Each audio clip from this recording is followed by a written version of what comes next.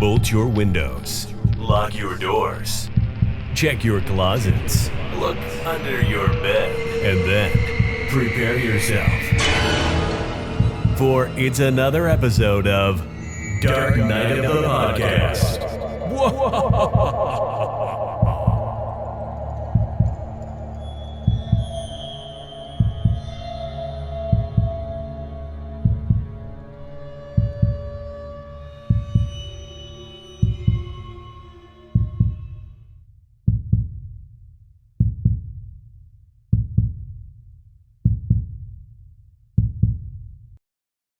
You know, Troy, there is something to be said about attempting to make a sequel following up a classic film.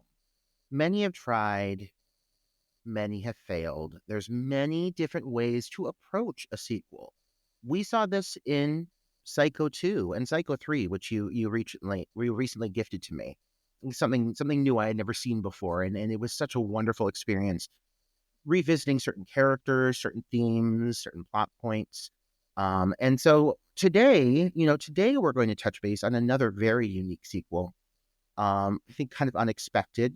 It still feels like I'm shocked that this happened. And I think a lot of people act like it didn't. But, no matter what we say about today's title that we're covering, the one thing I got to say, I'm impressed. I am impressed is that they managed to find a way to involve the classic Piper Laurie quote, "They're all going to laugh at you. They're all going to laugh at you." Even though it makes no sense and it is not relevant at all to the moment, and Piper Laurie is nowhere to be seen in this film. I say thank God. One of my favorite audio blips of all time is Piper Laurie screaming, "They're all going to laugh at you," on repeat. And this movie includes it. And hey, no matter what I have to say about this film, I'm thankful for that. Troy, how do you feel about going into this title? This is going to be a big one for us. It is going to be a big one here as we're barreling towards our 150 episode. We are giving you something that we've talked about giving you for a while, and that is the Rage Carrie 2. Oh, Roger, I actually saw this film in theaters back in 99? Oh, yeah, God. when it hit theaters. And Carrie is one of my favorite horror films of all time. You know that. I won a Halloween costume here a couple years ago, dressed as Carrie White. I adore Carrie. It is literally one of my top 3 favorite horror films of all time. So approaching this sequel, there was a lot of hesitation. How are they going to do this? Are they going to pull it off? I hadn't watched this film for a long time, and one thing that really struck me this time, harder than it did my first viewing back in 99 when I was a youngin' and really didn't, watch films for the same intent that I am now, is how many beats this film takes from the first film.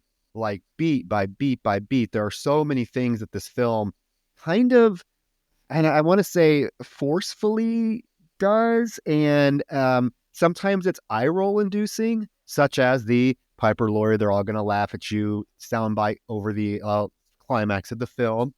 Sometimes it works, but God, this is such an odd film to talk about because part of me thinks this film would have been better received, possibly if it was its own entity. And you can see throughout the film that there are certain moments and a lot of moments where the film was set up to be its own thing. And then the whole Carrie element was kind of shoehorned in because they're like, oh, well, we can't make a film about a telekinetic girl. That's gonna be compared to Carrie too much. So we might as well just make it a sequel and see if we can get the rights to throw in a couple of clips. That's really what it seemed like. I think the film would have been a little bit more respected if it was its own entity. But then again, the Carrie elements, some of them work really well.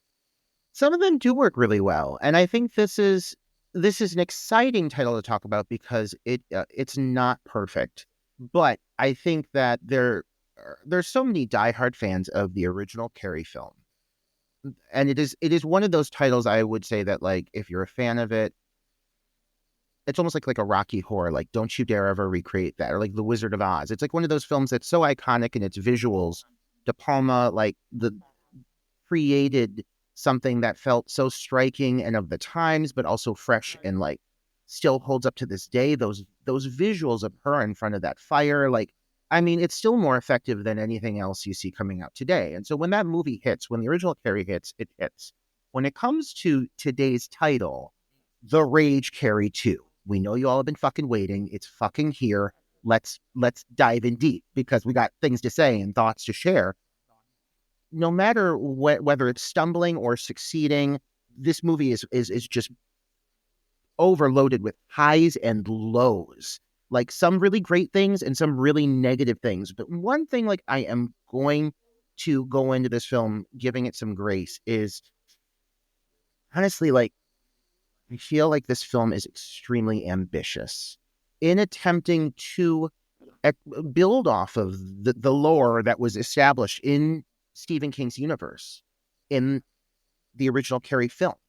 The characters that existed there, bringing back Sue Snell is, in my opinion, one of the aspects that works the best about this film, because they do certainly dive into her devotion, her almost feelings of betrayal. Like, she is haunted by what happened, and she feels so important to do right this time around. And she's so bent on, in her opinion, doing the right thing because of how she failed someone before. I find those human elements really interesting, but it is so determined to, like you said, recreate Carrie beat by beat in an attempt to get to a climactic moment that is, the first film is known for the prom.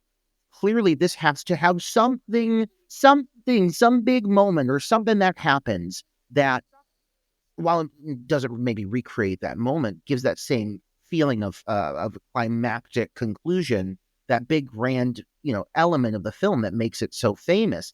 You can't recreate that prom. What they do here is they fall into a pattern of feeling a need to recreate the actual blueprint of the movie. And what ends up happening here, some parts of it are really great, but there are other parts that, like you said, Troy, they feel so determined to be the original Carrie that they kind of get lost in it. And that is an unfortunate aspect about this film, because I really think there are some elements of this movie that are honestly great. I think there's some aspects of this film, some scenes in this film, some performances in this film that are pretty standout. Oh, yeah, I absolutely agree. And I think that, our listeners are chomping at the ear bits to hear us get into this film and how it so much becomes a paint by numbers Carrie retread. And again, I feel like it's a shame, because when the film really does kind of sort of branch out in little pieces and wants to do its own thing, it really flourishes. But, right away from the opening scene, I mean, we're getting the crazy religious mother who is, painting her living room red, telling, talking to herself, saying, they're never going to take my daughter. They're never going to take my daughter. And you get a young little Rachel, who, this little girl is so cute. She's a little bud. She comes out and she's like, Mommy, why don't you come in my room and play with me? And the mother reacts by smacking her in the face with the paintbrush. Again, crazy mother. We got to have that. I'm telling you, Roger, Ralph White must have had a penchant for picking out the crazy bitches to fuck, because he has Margaret Wright. He has this Barbara Broad that's off her fucking rockers. We've come to find out. In fact, she's taken away in an ambulance that evening, and little little Rachel is there by herself. The police officer's like, well, we can take you to your dad's house. I don't have a daddy, she says. And he, tells her that then he's going to have to take her to a different family. And this erupts into her little running into the house, the door slamming behind her. The windows start to go up and down, and she's screaming her fucking head off. And then she goes into the closet and comforts one of the best parts of the movie, Walter, this fucking basset hound that I love.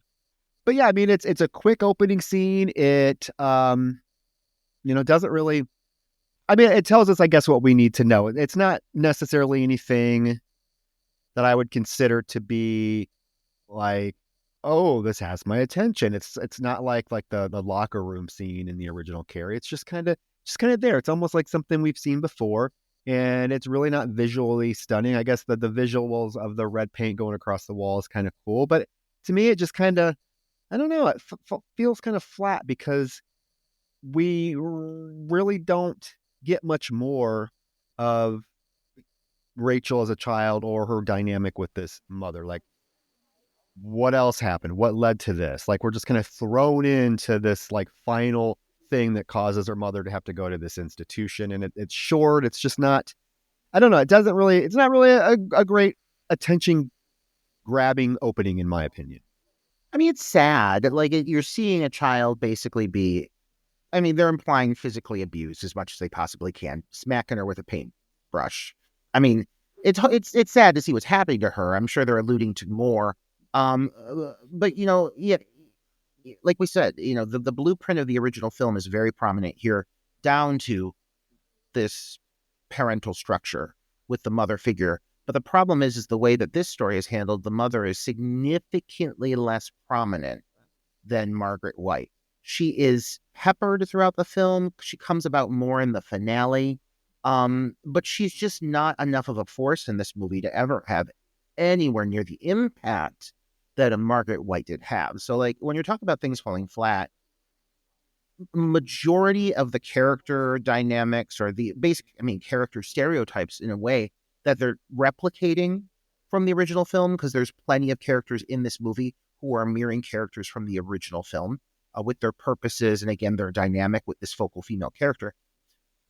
None of them live up to the characters that they're mirrored after. None of them are anywhere near as, like, dynamic. Their intentions, their motivations, like what's fueling them, it's just not as believable. I think the believability about Carrie is it's just rooted in, like, bitchy high school girls being bitchy high school girls. That's what happens. This is more of like a plot that's like unfolding as the movie goes on. And again, the dynamics just, they don't work as well, aside from the extreme like machismo, like the macho elements that come out with like the male antagonist. One of the more enticing aspects of this film is how they handle the slut-shaming aspects of this movie, which is very of the times of the 90s. I watched this with my very good friend Teresa Padone. She is of that era, and she said, she's like, one of the things I'm taking away from this is just, slut-shaming was such a thing. Like, you couldn't trust guys, you couldn't trust girls. If someone found out you did something, if someone found out you fucked someone, if you're a female and you had that experience then in the late 90s, like, you were called out for it, you were shamed for it, and that is just like all over this film, and it makes it feel very timely, but not in a bad way, because that is something that I think really existed and still to this day exists. But that slut-shaming element is, I think, one of the more human elements of this film. I'm thankful we bridge into that. One aspect I like about this opening is, I agree with you, it's nothing standout, but there is this one great shot. It's kind of like a point of view on the little girl, on Rachel, when she realizes that her mom's been taken away. She storms into the house, and it's all one shot going through the house as the doors are slamming and the windows are going up and down. And it's this really beautiful shot in the middle of what is kind of just like a basic sequence. And I think that, like, one thing I want to give a little credit to the team behind this is, I think they knew they were trying to live up to the original film in the sense of the visual qualities, De Palma and his signature style. And while they never ever match De Palma or like recreate any of his token stylistic tendencies, like split screens and crazy tints, things like that, they do take a lot of creative liberties in attempting to just make this feel a little bit more artsy, if you will, at times. It's not just, basic edits. There's a lot of usage of like slow motion sequences or burn effects over the screen, grunge effects, grittiness. Like, they like to cut away to these different like black and white moments and things like that. And I think that's them trying to channel that creativity that De Palma is so known for. And while it doesn't always hit for me and it does feel very dated at times, I appreciate the effort. I see it as trying to make something that stands out visually, stands out apart from everything else that was coming out at that time. One thing to acknowledge is the film ran into a little bit of production trouble, because the original director was Robert Mandel, who left after 2 weeks of filming. They had 2 weeks of footage filmed already. He left because of creative differences with the producers. After he left, they brought in Katt Shae, who took over the reins, but also had to then reshoot 2 weeks of footage again.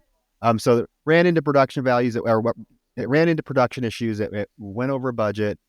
Bringing in a new director 2 weeks into the thing had to have been a little bit of a jolt for the actors on set and everything. But I think ultimately Katt Shae, who directed Poison Ivy with Drew Barrymore and Sarah Gilbert, and was in Psycho 3 as the broad that gets her throat slit in the toilet, and is in this film as in a cameo as the district attorney woman who's trying to press charges.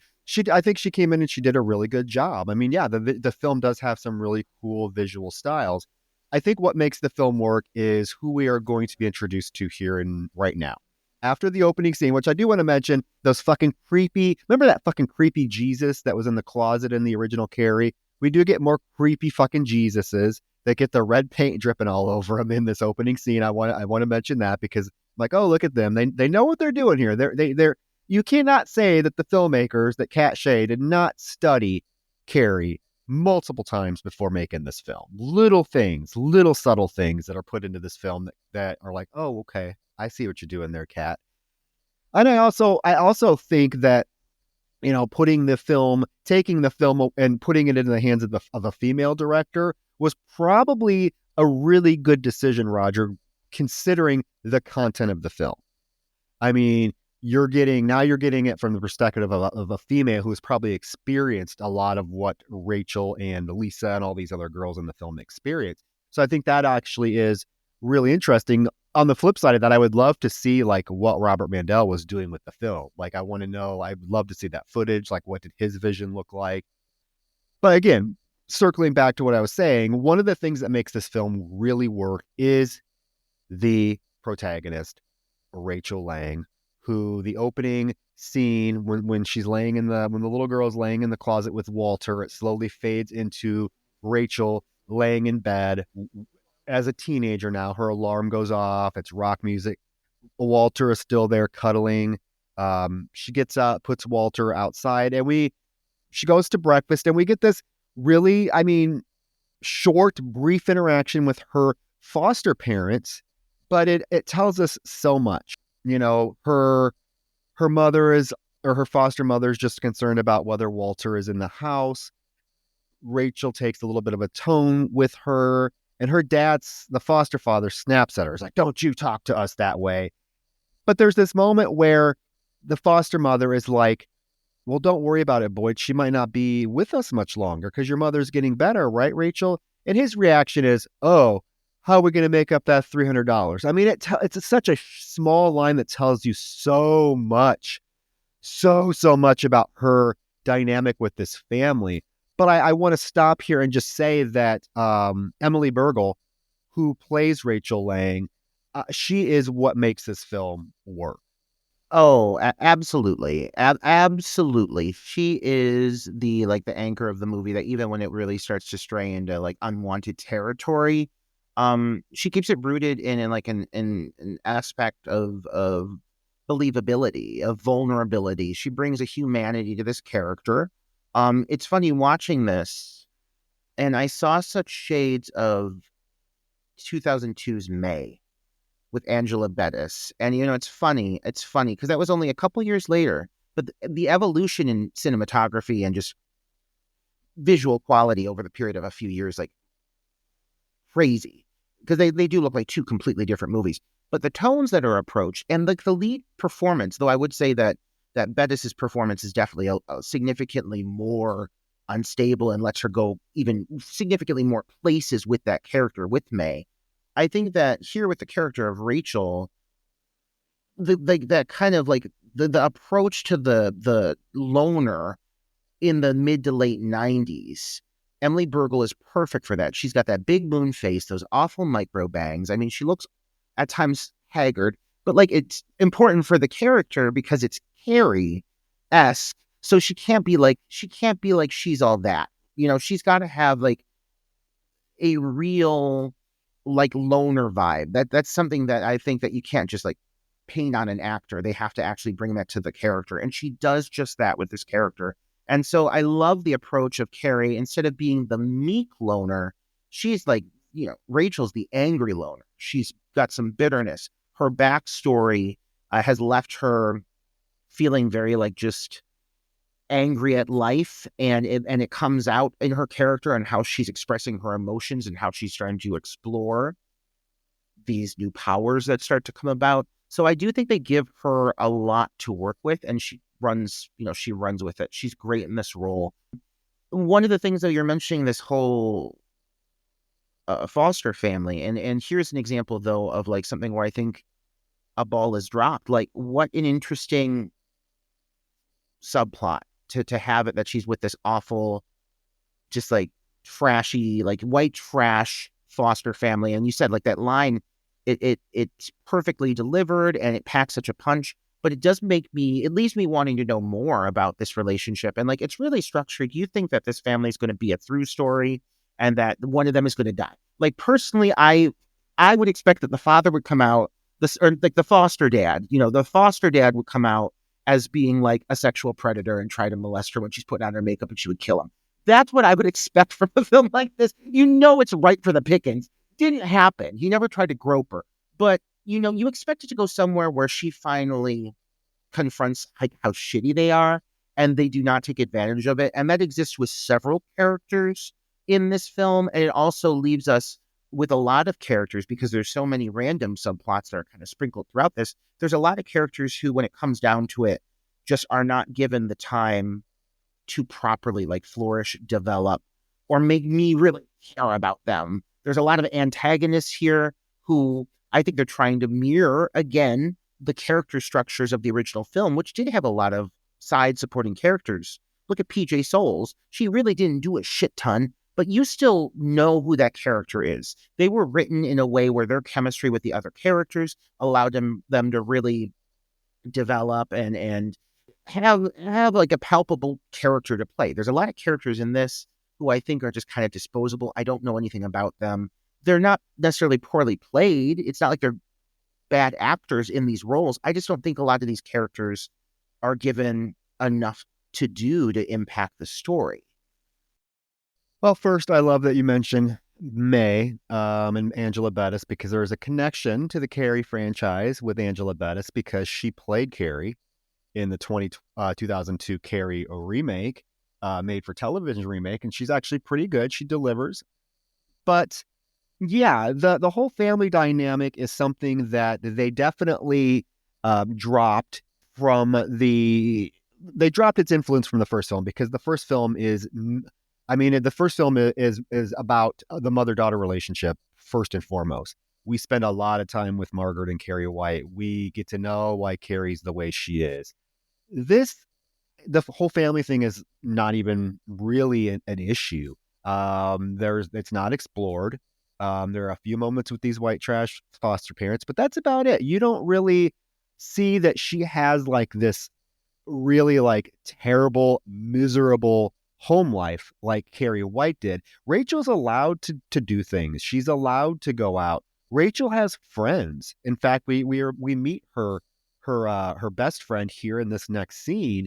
And I think it was really smart of them to sort of mold the Rachel character a little bit different than Carrie White, who you mentioned is meek.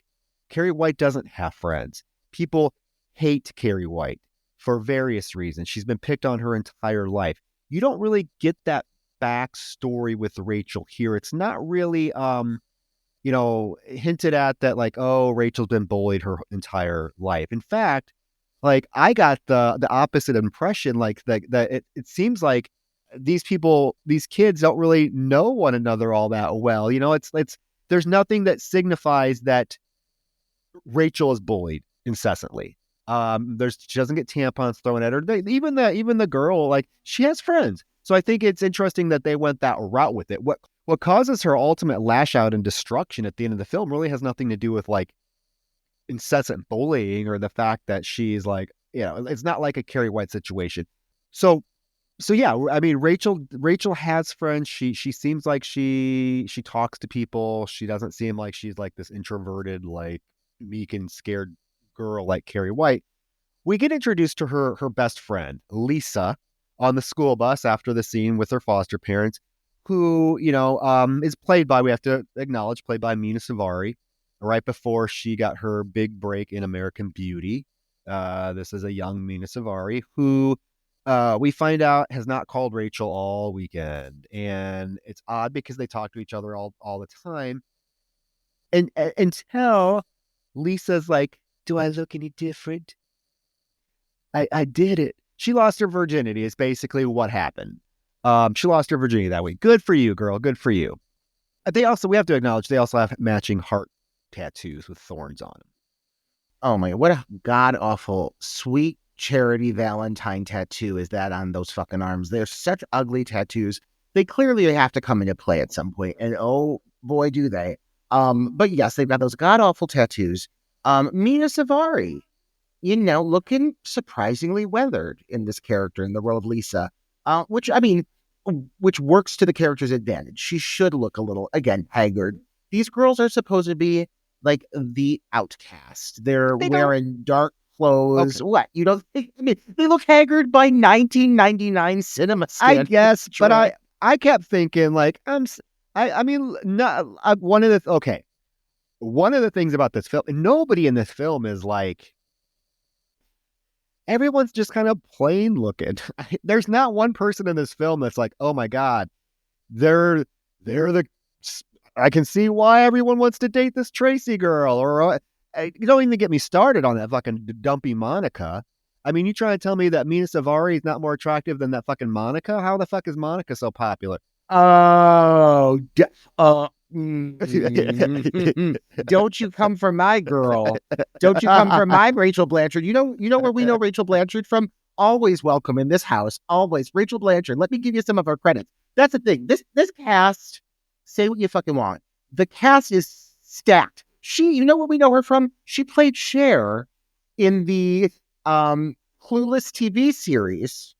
She played Cher, but she was also in Snakes on a Plane as Mercedes, one of my favorite characters in cinematic history. So don't come for Rachel Blanchard. This is nothing for the actress. They don't be real. They do her no favors in this film. You know what? She's girl with glasses. She's girl in Lisa Loeb glasses. And that's all she.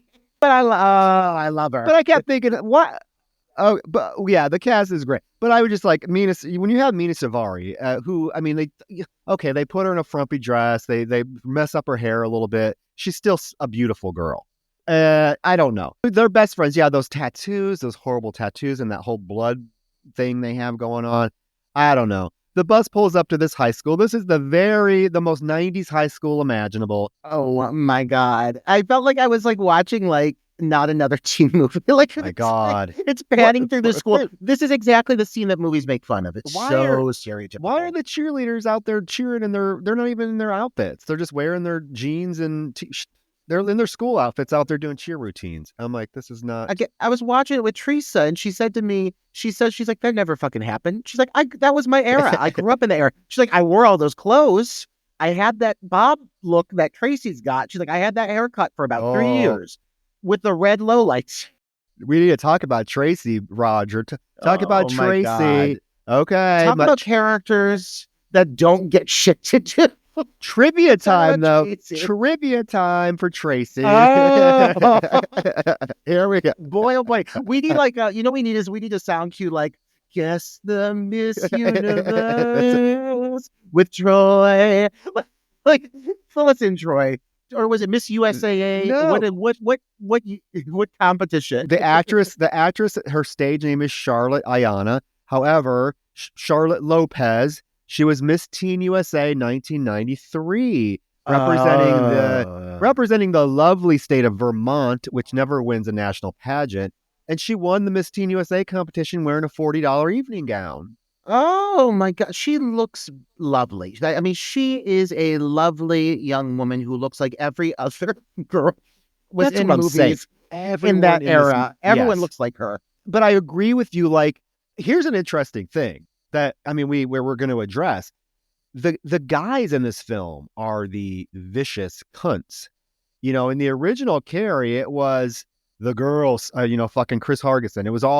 She was the vicious. This film flips that a little bit and makes these guys the cunts. Like, these are some of the most obnoxious guys ever to put on screen. And I'm not saying like Tracy doesn't have a part in what happens, but she is not like her. And let's be real, her and Rachel have zero interactions in the film. None. Tracy is not the mastermind behind this. Monica is a definitely, I would say, out of the female characters, is the most Chris Hargensen type, but even she doesn't really, put into motion what really happens. It's the guys in this film that we are introduced to right now, sitting around a picnic table. It's that ever popular Scream-esque shot of just a group of teens huddled together on a bench. But these guys, Roger, are fucking insufferable. They're insufferable, but Troy, I'm going to say, we talk about things thematically about this film that works for me, and they are insufferable, but in the best possible way for the sake of the story. Like, I buy that every single one of these douchebag guys is a piece of shit. Either the actors are playing it very well, or in the case of Zachary Ty Bryan, he's actually a piece of shit. Like, if you read up how his life has gone since Carrie to The Rage, I mean, he's not a good guy. And that comes through, but it makes his performance honestly great. I mean, the guys in this are vicious. Beyond Chris, who was just vengeful, and she's a bitch, and she was going to embarrass Carrie, and she's going to do something pretty awful. These guys are looking to ruin lives. I think like these guys are out to honestly like physically hurt someone. The things that they do in this film are shocking. And again, we're coming back to the slut shaming angle that really does this film quite well. And that sounds horrible for me to say that, but like what makes this film work is just how detestable these characters are, that you are aching. You are begging by the end of this film to see them get their just desserts. And so, yeah, I mean, really like, that character, Mark. And the thing is, Troy, a lot of them are so fucking hot. That's the thing is like Mark, Jesse, the homoerotic tension between these two, let's say high school students, these two 34-year-old men, the sexual tension that exists between these men, palpable. I could rub it all over my body like fucking butter. It is everywhere in this movie. This film, like, a woman directed this movie now that you look back on it, because like the men in this film are, I mean, in some ways, almost they're kind of treated like pieces of meat. I mean, they're football players. They're burly. They're loud. They're aggressive. They're like really getting physical with each other. The testosterone is just oozing out of them. And it makes it that I buy these characters. These actors are very devoted to that macho, masculinity that really makes these characters tick. But it gets like kind of hot. It's a way like, I mean, shitty for me to say that, but like, did you hear me on that? Like, tell me these guys aren't kind of fucking hot. The only one that I think is majorly hot is Jason London, Jesse. The other ones just look like they're all sweaty and smelly all the time. I don't know. I will tell you, when the camera first pans on the group of guys and you have Mark, played by Dylan Bruno, sitting in front center, I thought that was the principal. You are nowhere trying to tell me that this is a 7 or 18-year-old guy. This is literally a 45-year-old sitting there. Zachary Ty Bryan, good for him for taking this role. He was, America's, sweetheart son from Home Improvement. This is a little bit of a character that we aren't used to seeing him play, although he does it very well. And then you got the other random guys. There's Brad, who is kind of the other major player in the film. But one of the things to point out is that the script actually based this whole thing on a real life, very, very, very well publicized scandal that happened, I believe, it was in a small town in California. There was a group of jocks called the Spur Posse. That was their nickname, the Spur Posse, because they loved the San Antonio Spurs. But they did this. They kept points. They slept with women to just accumulate points, and it came out, and they were sleeping with underage girls, and then a bunch of them went on talk shows to brag about how many girls. It was a huge thing. Google it. You can find YouTube videos. So that's what this is based off of. And to let you guys know, to kind of fill you in on what this is, give you the short and sweet version of it. These guys, this group of football players, they have a competition where they keep a scorebook. And what it is they try to sleep with as many girls as they can. And each girl, based on her looks or her social status, whatever, is assigned a certain amount of points. And whoever accumulates the most points is the ultimate winner. It's very shitty. Because they're sitting there talking about how much would I get for that fat girl over there. I mean, they are just treating women like pieces of meat. and that have no purpose, just to be fuckholes. And even, Zachary Ty Bryant's character here in a few minutes even refers to one of them as she was just a nut, he says. And I mean, these guys are just fucking despicable. They're hooting and hollering. You get Tracy walking by, Miss Teen USA walking by looking real good. And apparently that's Jesse's girl, because they're like, Jesse, that's your girl. Where we stood up was Jesse's girl. And she has the hots for him. Right away, you can tell that Jesse, played by Jason London, again, looking beautiful in this film. I think we talk about Emily Bergel nailing her role. I mean, I think Jason London, we have to give him credit too, because he brings so much to this character who could have just been a caricature. He brings a lot of just inner turmoil and confliction to Jesse. Like, you can tell that Jesse is he's going along with this, but deep down he knows it's not right. I mean, just a little facial glances, little eye movements that he gives, that Jason London does throughout this film, and especially this scene, tells us a lot about Jesse. And in fact, when we get to his page in the scorebook, I do want to acknowledge this too. At the end of the film, when we see his page, besides Rachel, he only has one girl written there.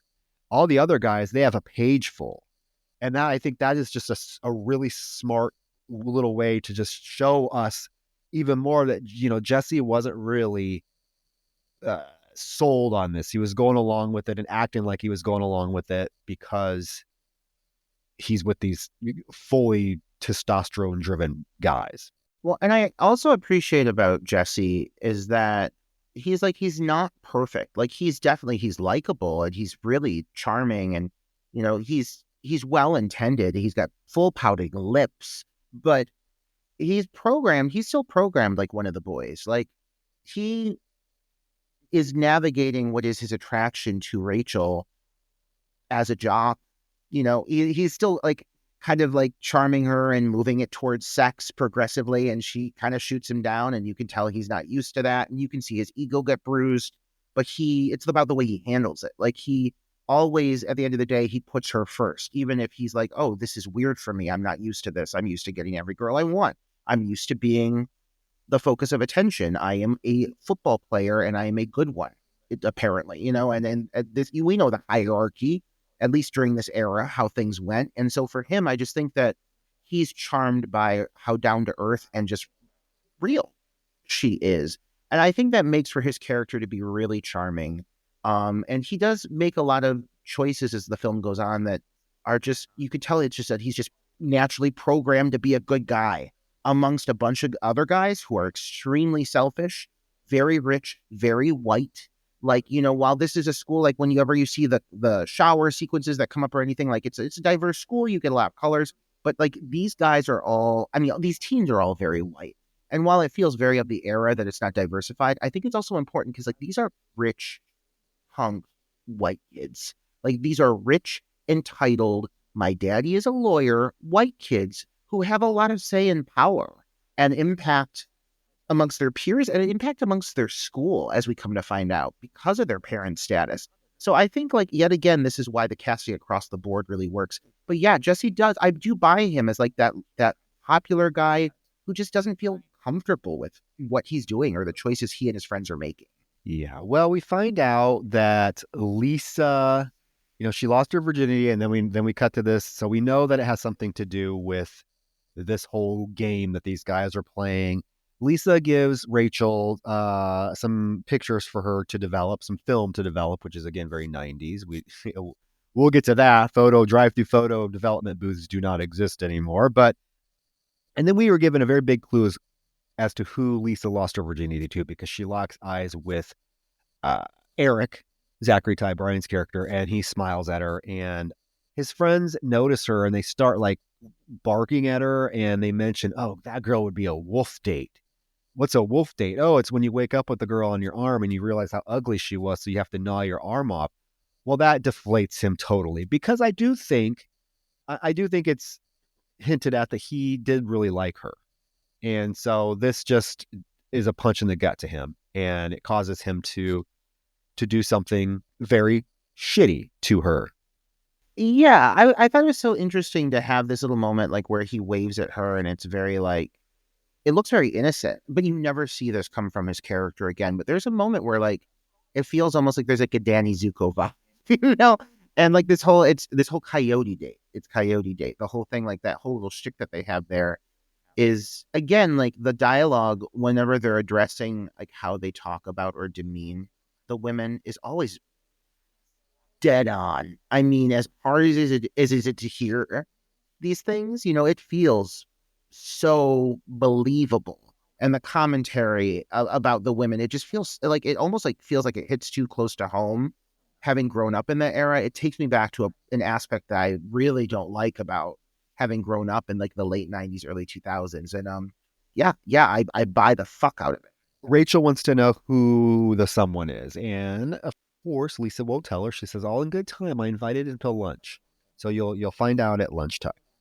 Now, Roger, again, this is where I say that this film is really, really, trying to hit these beats that the Carrie film, the original Carrie did, because now we get this whole classroom scene, which virtually mirrors exactly what happened in the classroom scene in Carrie with the English teacher. This teacher's teaching Romeo and Juliet. He's like, what's the theme? What, do you really have to die for your love? He calls on Rachel. She says that she doesn't think she believes in love. And all of a sudden, Roger, Jesse's enlightened, just like Tommy Ross was, and says, oh, and Romeo and Juliet isn't a tragedy because the only way they could be together was in death. And everybody's like, oh. And then you can see Rachel back there making fawn eyes with him because she realizes, oh, he's not just a dumb jock. He's actually really smart. I almost puked because this scene, again, one of the scenes that is just shoehorned in there. This could have been eliminated and you would have lost nothing. Like, I was like, just rolling my eyes. Like, I don't think I've rolled my eyes harder in my life. Yeah. There's definitely a quite a few moments that feel forced. And it really, if they just would have let it go a little bit, just a little bit. Like, let me get a little bit more of Rachel working at that photo hut. Like, let me get, let me see. I want to see who she is outside of trying to mirror every footstep of Carrie White. Let me get a little bit more of that foster family situation, But yeah, they do have a lot of these, especially with anything school-based, a lot of these moments that feel very much like, and we're treading the same footsteps as the last one. Now we cut to Lisa putting a note in her locker, and I want to know why the hallway is fucking dark. I know it's like, it's visually, it's symbolic, but this is the middle of the school day, and this hallway is pitch black. I'm like, what the fuck? This leads to somewhere, but before we get to where we're going with Lisa, we have a short little cafeteria scene. Again, very 90s, because in every 90s teen movie, you had one character, Roger, who followed people around with a fucking camcorder. And you get this fucking dude following everyone around with this camcorder. Tracy and Monica are discussing Mark's party Friday night, and Tracy is just wondering if Jesse has a date. Now we cut to probably what is the most memorable scene in this film, I think. I think this scene is even more memorable than the climax, which we'll talk about. But like, this is very surprising. This shocked the shit out of me when it happened. And it literally is like Lisa's character climbing the stairs to the school roof, casually strolling past the garden club, back out there planting their goddamn cherry tomatoes. Imagine just being a student out there planting your goddamn cherry tomatoes and seeing this girl throw herself off a roof. What makes this scene, Roger, so like this has an effect on me simply because, like, she literally does not hesitate. Like, there is no, like, stopping, looking down. Should I really do this? Should I not? There's not a second of hesitation. She literally just walks to the edge and falls right off of it.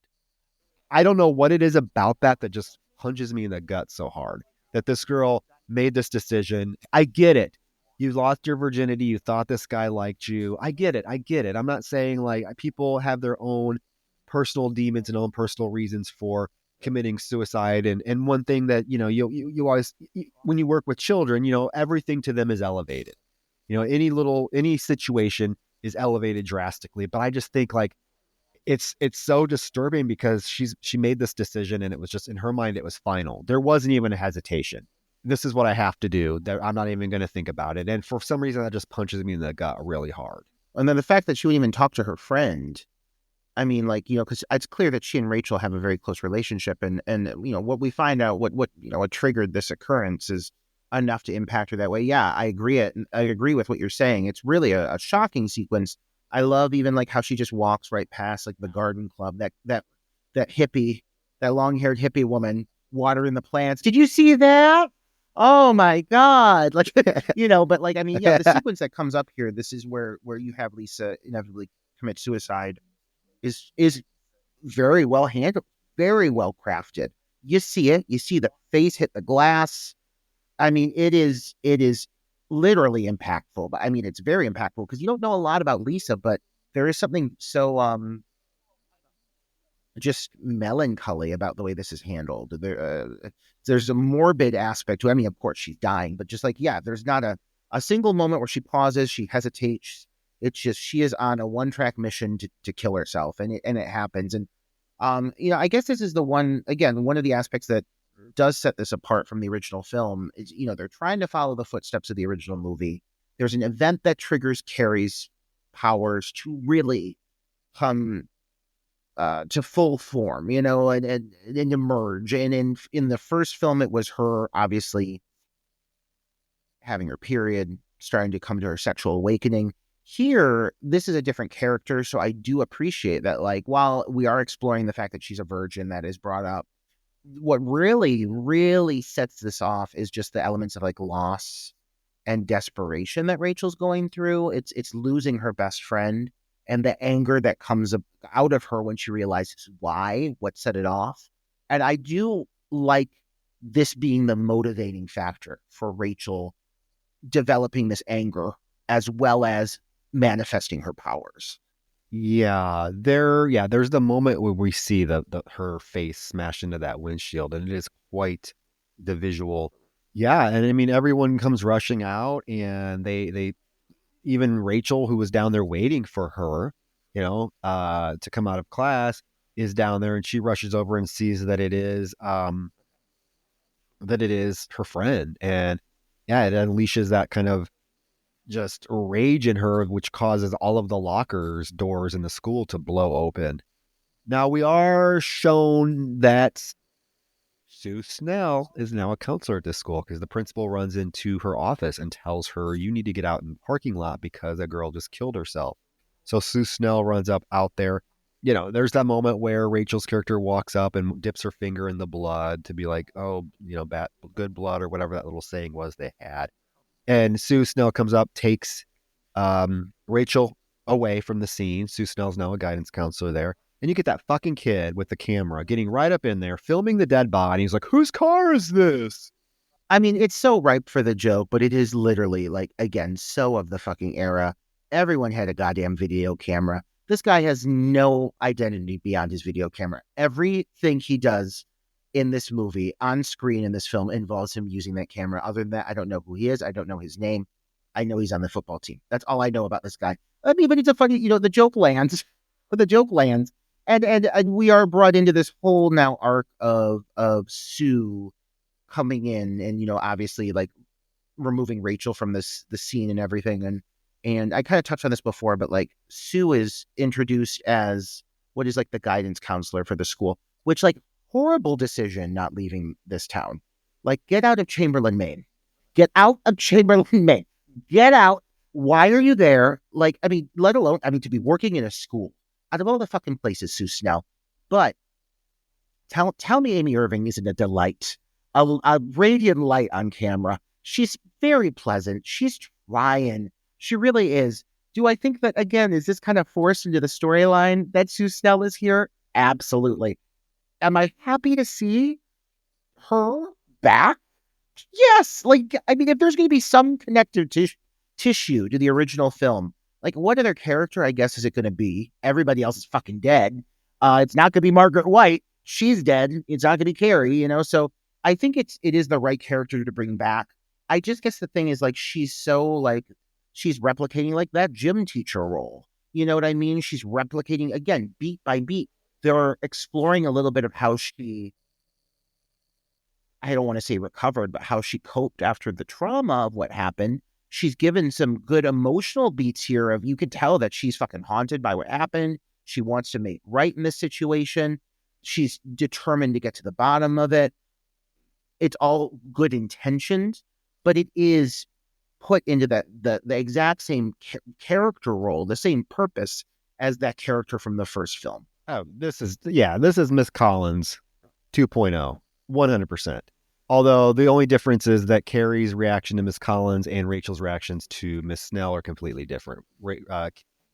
Carrie confided in Miss Collins, thought she was a friend. Rachel never wants anything to do with Sue. And when Sue takes her to the office, she tells her it's okay. You can let it out. You've lost a friend. And Rachel says she never cries, which is quite true because a lot of shit happens to Rachel in this film and she never cries. Sue gets called away and tells Rachel to stay in her office. Rachel does not stay in the office. She takes off running from the school, as I would too.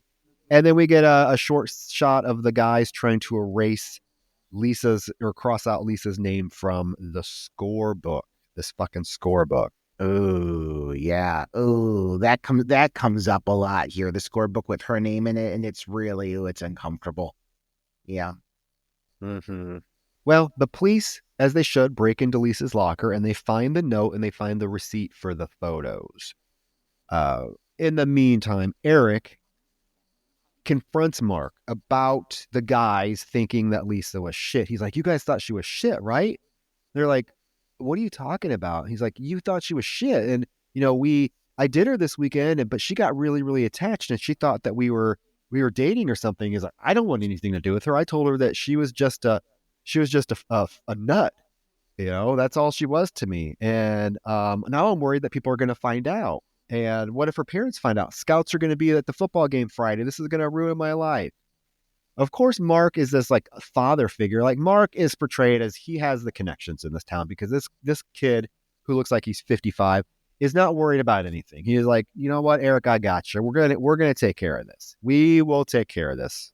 One of the aspects of all of this is this starts to really like boil over when you realize exactly like what's at play. Like, okay, Zachary Ty Bryan is worried that he's going to be accused of rape, like understandably so, like as he technically should be because of this whole thing with their version of the burn book.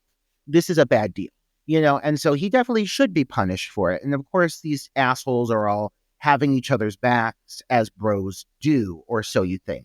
But one thing I really find interesting here is like, this is all pre-internet and this isn't that long ago, but because of like the timing that this happened, like right before Y2K, it feels like a lifetime ago. And like they're passing notes, they're finding notes in lockers, like as you do, and, suicide letters, which I mean, people still leave suicide letters, but I'm saying everything is done through like TV reports and like there's not a cell phone in sight. And it's a fascinating aspect of how the things unfold here because it would be so very different now, just 25 years later, roughly, not even. It would be handled so differently in the era of technology. But like this whole thing with them like passing notes in the classroom, these grown ass men, like it's weird, but it makes sense. It is of the era. It is of the era. I grew up. I mean, my high school days were in the 90s, Roger, and this is what we did. There were no cell phones. There was not texting. There was not social media. You passed notes. You stuck. I remember, if I had something I needed to tell a friend, I would write a little note and stick it in the slot of their lockers between classes. That's how you communicated. One other aspect about this film that I think if you were born, after 2005 and you're watching this whole photo thing is going to go way over your head. Like, we got to put that out there because there used to be things called cameras that weren't attached to your phone that actually had little rolls of film in them. And that's what this whole thing is. And I was just, when I was watching this, I was just laughing because I was like, oh my God, can you imagine like a 14-year-old watching this now? They'd have no fucking clue. What's the deal? Why? But so we get this scene. Rachel works at this drive-through photo developing shop because of course she does. Of course she does. And Mark and Jesse pull up and Mark thinks he is so fucking cool. He's offering her $20 if he can just get Lisa's photos. Rachel says, no, they are not your photos. And he makes this fucking comment. He's like, so what? It's not like she's picking them up anytime soon. I'm like, fuck you, dude. See, these guys, they have no concept of like, this girl just killed herself because of what you guys fucking did. And they treat it so nonchalantly. Jesse's a little bit like, he's like, hey, dude, cut it out, cut it out. So Mark offers her $30. She says nope. And he's like, oh, come on. How about I swing by later after work, pick you up. I'll take you on a drive. I don't bite unless you want me to. And she just chuckles and she's like, you know what? I don't think so. He says, why? She leans in and she's like, because I'm a dyke.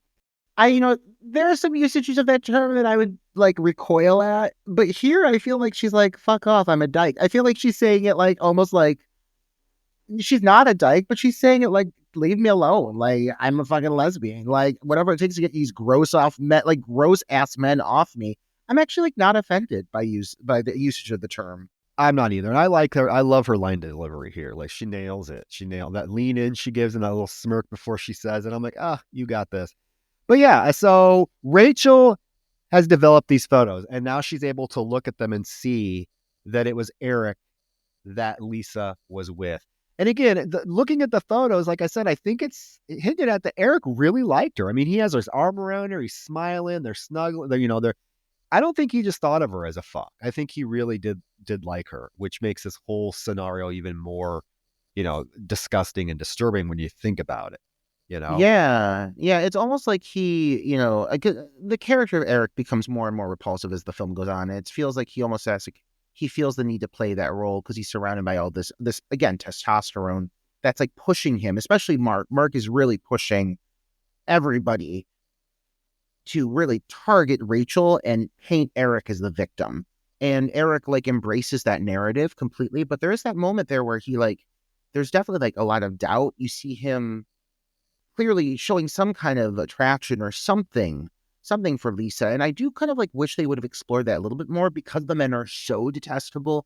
Like, I would have loved to have had someone other than Jesse who is maybe like, someone to root for. There is the character of Arnold who we haven't even talked about because like, why bother? Because the character literally, like, if we're going to talk about characters who are disposable, it's Eddie K. Thomas from American Pie, another face that I'm more than happy to have in this movie. But this character, like, really, he feels like he was written into the script and then they must have cut like a majority of his scenes or something, because he'll be there for like an important moment with Rachel and then he's gone. He'll be there for a transitional moment and then he's gone. Like, he doesn't actually serve a purpose. It's like he's Rachel's friend, but he's not her best friend. That was Lisa. He's the stoner. Like, he's definitely like one of the stoners of the school, and like he's made fun of. He's a character that he doesn't do enough to even have necessarily like a likability factor. So yeah, other than Jesse, there's just not really any men to root for at all in this film. No, not at all. Except maybe Officer Robbie, who shows up to Sue's office with Rachel in the office. So Sue has Officer Robbie with Rachel, and he reads Lisa's note that basically the gist of it is, oh, I thought he really liked me. He told me he really liked me, but at the end he really didn't. And, I can't deal with that. She asks Rachel if she knows what Lisa was referring to. And Rachel does reveal that Lisa had lost her virginity to Eric. And so Sue's like, I need to go out in the hallway with the officer. You stay in here. So she just goes on a rant. She's like, you know what, Ralph, I've had 5 girls in my office this semester bawling their eyes out because the guys broke their hearts. And the officer's like, well, breaking a girl's heart isn't against the law. This is when the whole concept of statutory rape is brought up, because Eric is 18, Lisa was 16. Officer thinks that's a stretch, but Sue's like, oh, can we do something about this before another girl or another family's daughter jumps off a building? And then he makes that comment, Sue, are you sure you're not trying to save some girl that died 20 years ago? And we see flashbacks. This is the first set of flashbacks to the first film. We see the shower scene, Sue throwing tampons at Carrie. It's like, okay. They could have been more aggressive with the flashbacks. I have seen movies that have overdone flashbacks significantly more than this film. Like, you just get enough of Carrie White getting smacked with tampons, screaming in a shower, to remind you what happened. But I would say, like, when I've been giving Sue's character a lot of like support through this review, and I think it's really about just how, as a woman in a man's world, at least in this film, I like her, like, I won't back down attitude. I like that she's like, I think we go for it. I think we push for statutory rape. If this is proven, like, no, absolutely, we do not let this just lie. And at first, the officer, like, yeah, this dialogue is kind of cringy, but even the sheriff, I think the sheriff, right? Even he starts to like come around to it as more things come out. He starts to take Sue's side. So again, I think she's admirable. I like the fact that she will not back down on this. She wants to see these boys punished for what they're doing. Yeah. Well, when he says that, she kind of smiles at him coyly, and then he says to her, "Okay, we'll look into it." So now we cut to Jesse's SUV, where him and Tracy, Miss Teen USA herself, are finishing fucking in the back seat, and she's like, "Oh, that was great." And he gets out, and he's like, "Yeah, okay." Odd, because parked next to them, not next to him, but just parked right over the lot, is all the guys. There's Eric and Brad and Mark, and they are just cheering him on. Yeah, you get it. And they give him 8 points in the scorebook. We do see them where they write 8 points down. Tracy sees, she just flicks them off. Tracy is so smitten with this guy. They get in the front seat. She's putting her lipstick back on, and she asks him, "Well, what are you thinking about?" And he says, "Nobody." She says, "I didn't ask you who. I asked you what." And he turns to her and he says, "Doesn't it bother you that one of our classmates offed herself yesterday?" And Tracy's response in good 90s teen bitch form is, "Well, why? She wasn't nobody." He's like, "What?" She's like, I didn't know her." And then she's insinuating, "I still don't have a date to Mark's party." And then she leans in and gives him a kiss. This is about the most you get with Tracy right here. This is it. I was going to say, this is like, out of all of her scenes, this is her strongest scene. And because you're really seeing, just how cold and callous she is in proper late 90s fashion. At one point, she's called a Melrose Place bitch or something like that. But it's so accurate because she's just so cold. And not just how she talks about Rachel, but also I find it almost shocking how she handles knowing that those guys just were watching her get railed. Like, she like flicks them off, but she's like unfazed by it. And it's kind of like, girl, like, like love yourself a little bit. Like, she just feels like she's so cold to everything. And it does feel like she's, I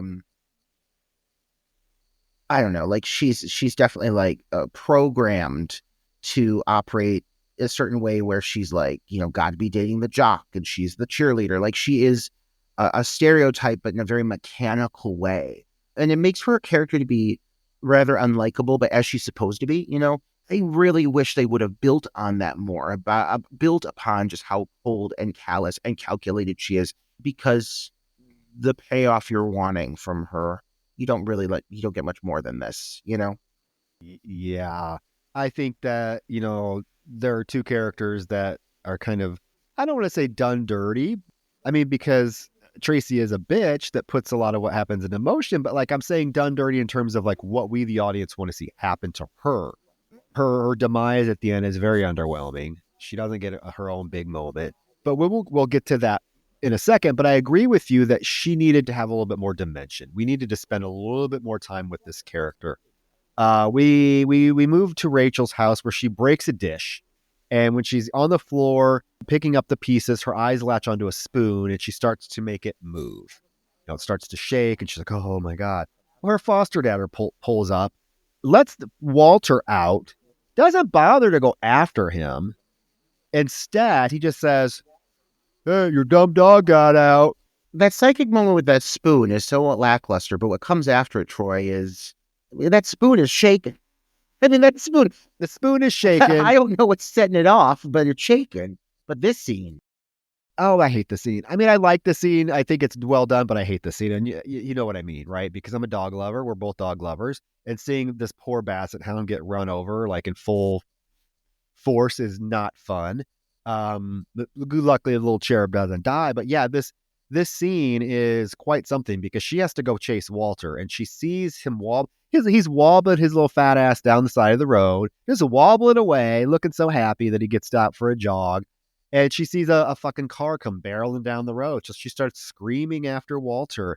And the first car misses him, but that second fucking truck comes along. And Roger, it plows right over this fucking dog. We see the dog roll under the car.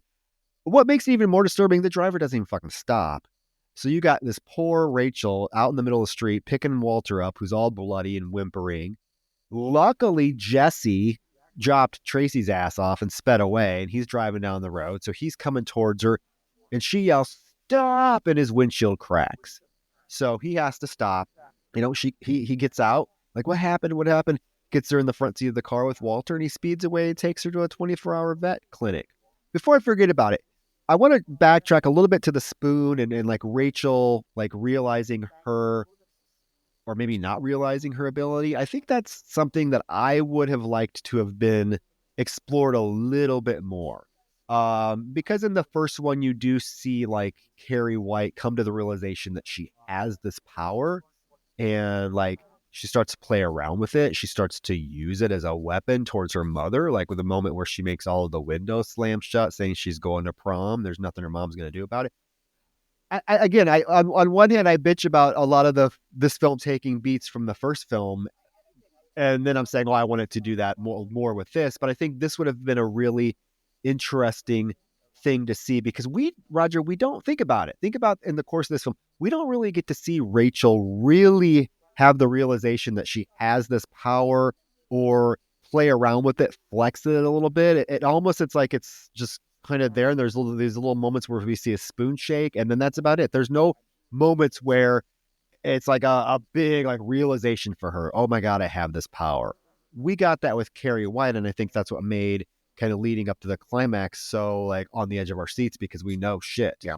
I don't know. It just seems like, I don't know. I don't know if this, this original script, it was never supposed to be a sequel to Carrie. I don't know if you know that or not. The only reason they made it a sequel to Carrie is because they thought people would make the connections to it. And then when they decided it was going to be a sequel, that's when they started embedding all of the Carrie elements into it and bringing Amy Irving back and stuff like that. But like the original bare bones script was not a Carrie sequel. So I'm wondering, like, I would love to read that to see how that panned out, and if the comparisons would have been logical. Do you know what I mean? Because I don't necessarily, I hate to say this, Roger, but for a film about telekinesis, I don't think that telekinesis is a very big part of this film like it was the first one. Absolutely. Absolutely. I'm going to take your complaint and I'm going to add to it. It's not just that we don't get to see her explore it. One of the more interesting aspects is like right off the bat, like first scene in the film, we see her as a child have this very telekinetic experience where she makes the whole house fucking do shit.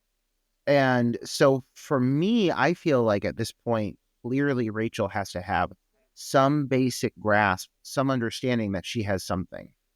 And it's less about seeing her like learn to wield it, more as like, I would like to have seen her like already have a basic understanding that she has something that sets her apart, and have a basic control over it at this point, if it's been that many years, not saying that she's been practicing it this whole time, but I do think that she would have to have a better understanding, because Carrie's was really manifesting at puberty, and she had a telekinetic experience as a child.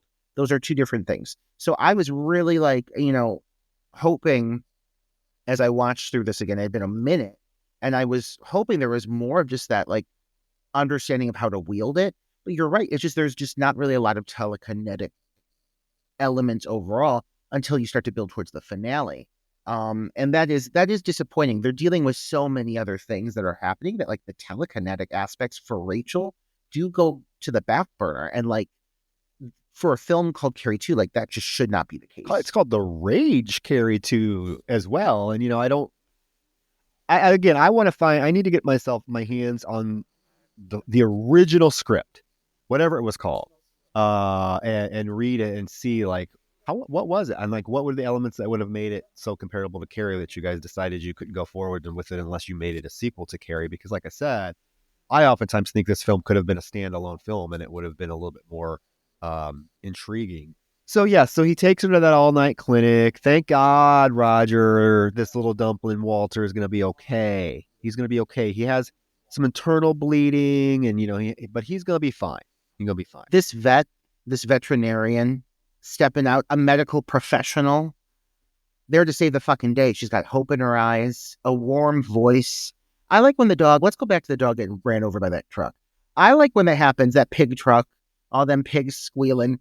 There's this like guitar, very 90s, like, like it's like building up, and it's so 90s, but like it works. Like, let's talk about scenes that do work. That is a shocking scene.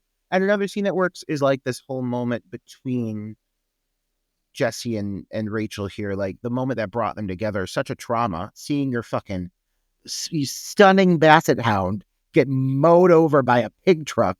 But luckily he's okay. He's in a cone the rest of the movie, looking adorable anytime he's on screen. And you do have this tender moment between the two of them that, like, he even takes her out for dinner afterwards. She's covered in the blood of her basset hound. It's just a shocking visual. But, like, I mean, wouldn't you change your shirt? My God, wouldn't you put on something else? Do something, because, like, people are trying to eat. And, like, she walks in covered in blood and everyone's staring at her. And he's like, oh, don't worry. They're just staring at you because you look like a mass murderer. Yes. Yeah, yes, they are. We get this tender moment with them ordering some food at this diner. She mentions that he mentions he likes Garbage, the band, Shirley Mason especially. Who doesn't like fucking Garbage? That's very fucking 90s to mention Garbage. But they bond over that. She's like, oh, Lisa loved Garbage too. And he's like, you two were really close, right? And she's like, yeah. And he's like, well, I'm really, really sorry for what happened. This movie is riddled with pop culture references of the era. And if anything dates it, it's that. It's that aspect, from Melrose Place to Shirley Manson to anything in between. This film is a product of the times, but the pop culture references just seem like so heavy-handed. Like, I don't know what the fuck is going on here. But I mean, from the actors in the actual film to the things they're talking about, it does seem so like trapped in that late 90s era. But there are moments that are kind of endearing. And I do like this relationship that is starting to develop. Like, one of the most endearing aspects of the film is the relationship between these two characters. And I think the genuine likability that develops between them. I buy that these characters are drawn to each other because both actors are really, like, pleasant on screen together. There's a warmth to them. Yeah, this has given us a little bit more relationship exploration than we got with like Tommy Ross and Carrie White. Tommy Ross had to hesitantly go along with Carrie, taking Carrie to the prom because Sue pressured him to. And in this, like, Jesse's not being pressured by anybody. They genuinely have an attraction, and he genuinely likes her. And the pressure is actually coming in the opposite form. His friends are pressuring him not to be around her because they think that she's skank or whatever, not good enough. And there's this cute little moment, and after the diner, he drops her off, and there's a little bit of like tension, when she goes into the house, and you could tell he kind of wants to lean in for a kiss, but he doesn't, and instead he shakes her hand to see her off. And even like he knows that was a stupid thing to do. He's like, oh God, I shook her hand. Oh, what am I doing? Looking for votes? It's just charming. Jesse is full of charm. For his few flaws that he does have, this character is full of charm. And what makes this film so sad, and I will say I think that this film almost is sadder than the original. I think only because we see so much of Jesse and Rachel's relationship and what it could have been. We know in the original film that Tommy Ross and Carrie White were probably not going to be together. Yes, he started to like her, but I don't think he was like attracted to her and was like going to drop Sue to be with Carrie White. I think that what happened at the prom was he realized this girl is misunderstood. She's actually a really sweet person, and I could like her. I could be her friend. In this, we spend so much time on the relationship with Jesse and Rachel. Like I said, I dare say that what happens is a little sadder than what happens in the original. Yeah. I'll I think maybe in like a greater picture, yeah, you do get to explore that further. I just think that Rachel's just not as, like, I hate to say it, but like as pathetic as Carrie. And so Rachel just has like more fight in her. Like, Rachel, like, when she's feeling like or even better, or when she feels like her friends are being wronged, or something is happening that is not right, she wants to see people brought to justice. Like, she has a vendetta out against the football team now that she discovered those photos. And that's something that kind of develops as the film goes along a bit. And so I just think that her overall motivations and like what's driving Rachel makes her somewhat captivating. Not saying Carrie White was not. It's just Carrie White was just sad and Christianly. Like Rachel has been thrown in an equally unfortunate hardball at life, in its own right. And just, you could tell that she's miserable, but she wants more for herself. Like Rachel is really kind of, I think, just desperate to get the fuck out of this town and have a life that she could have beyond this. And I think, yeah, when you say like what could have been for both of them, sure, yeah, absolutely. But also just for Rachel in general, I feel like she's a character who deserves more, Yeah, well, Sue, for some reason, is so like fixated on Rachel that the fact that she brings Rachel into her office the next day and tells her that she looked at her file.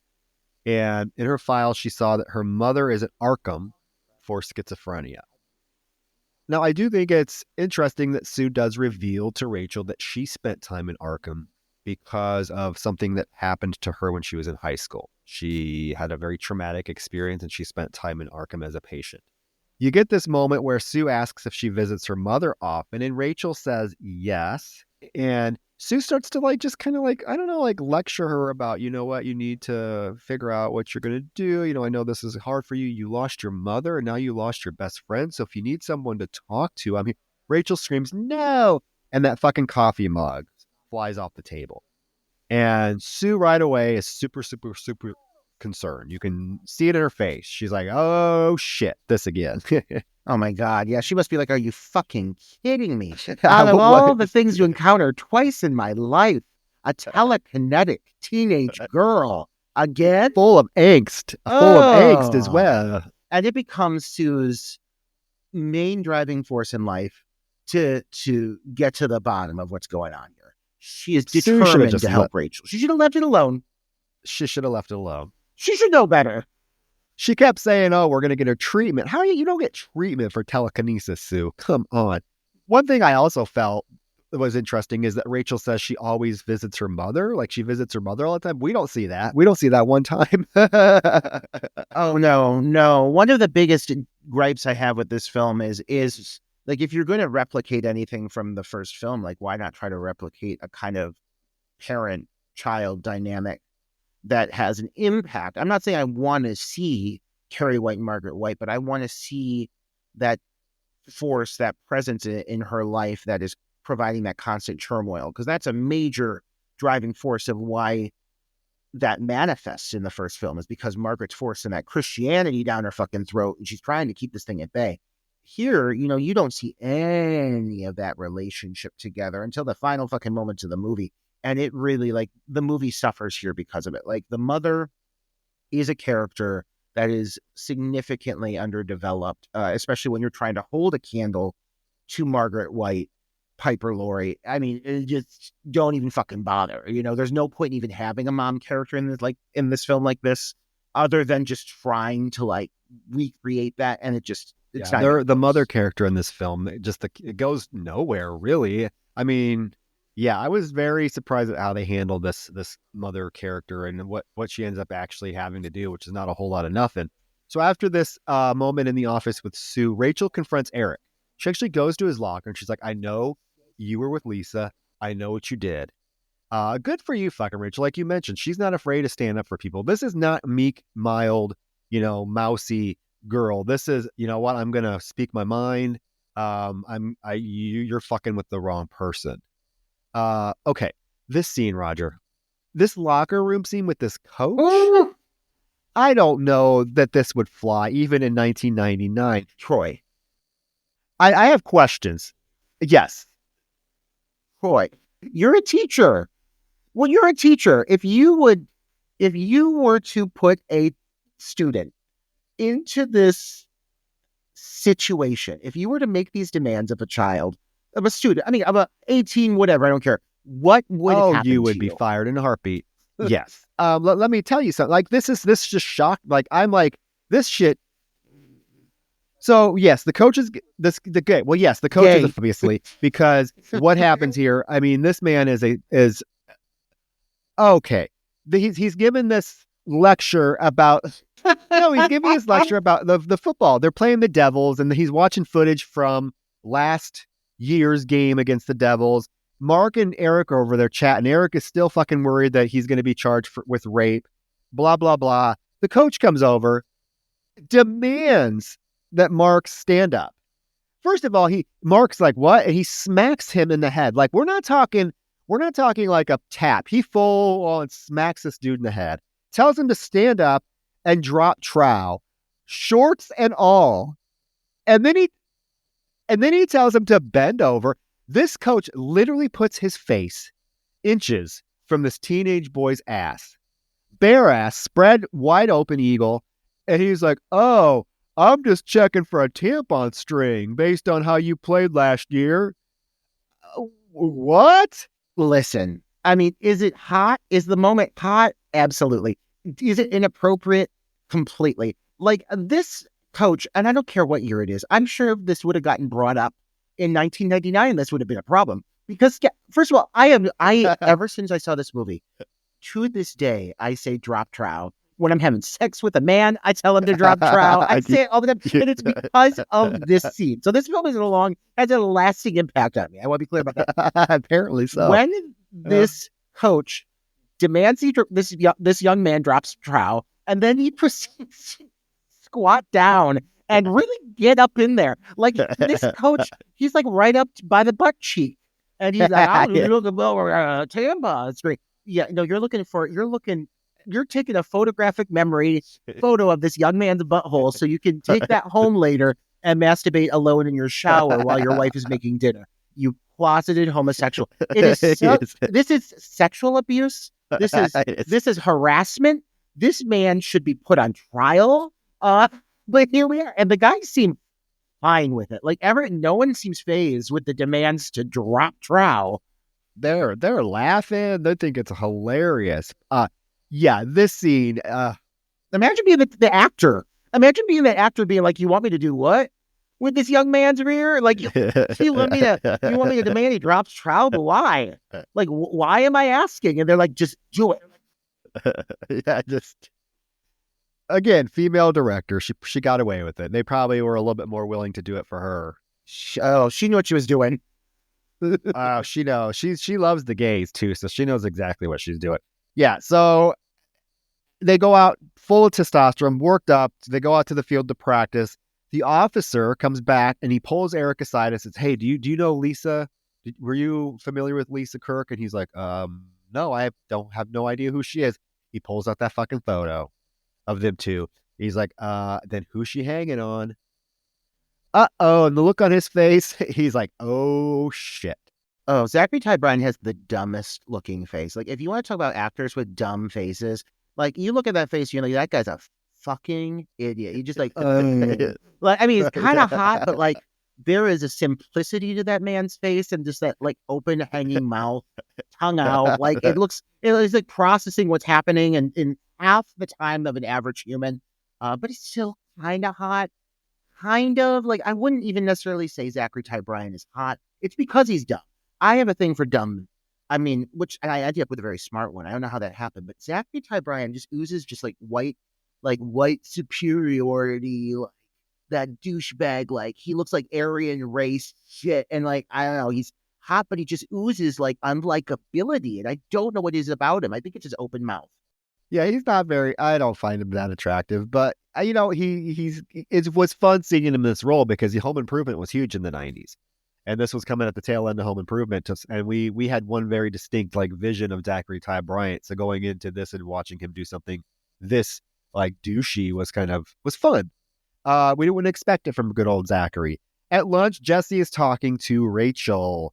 Tracy is like, what is he doing talking to that bottom feeder? All Jesse wants is to take Rachel to the diner that evening. And she agrees. This is when Arnie, like, is this Arnie, right? He pops over. He's like, what did he want? Oh, he asked me on a date. Did you agree? Yeah. I told him it was his funeral. And then he just disappears. Well, he does mention, is that a good idea? Because he is supposedly dating Tracy. And she looks over at Tracy and she's like, oh, she's so beautiful. I guess so. I mean, I don't know.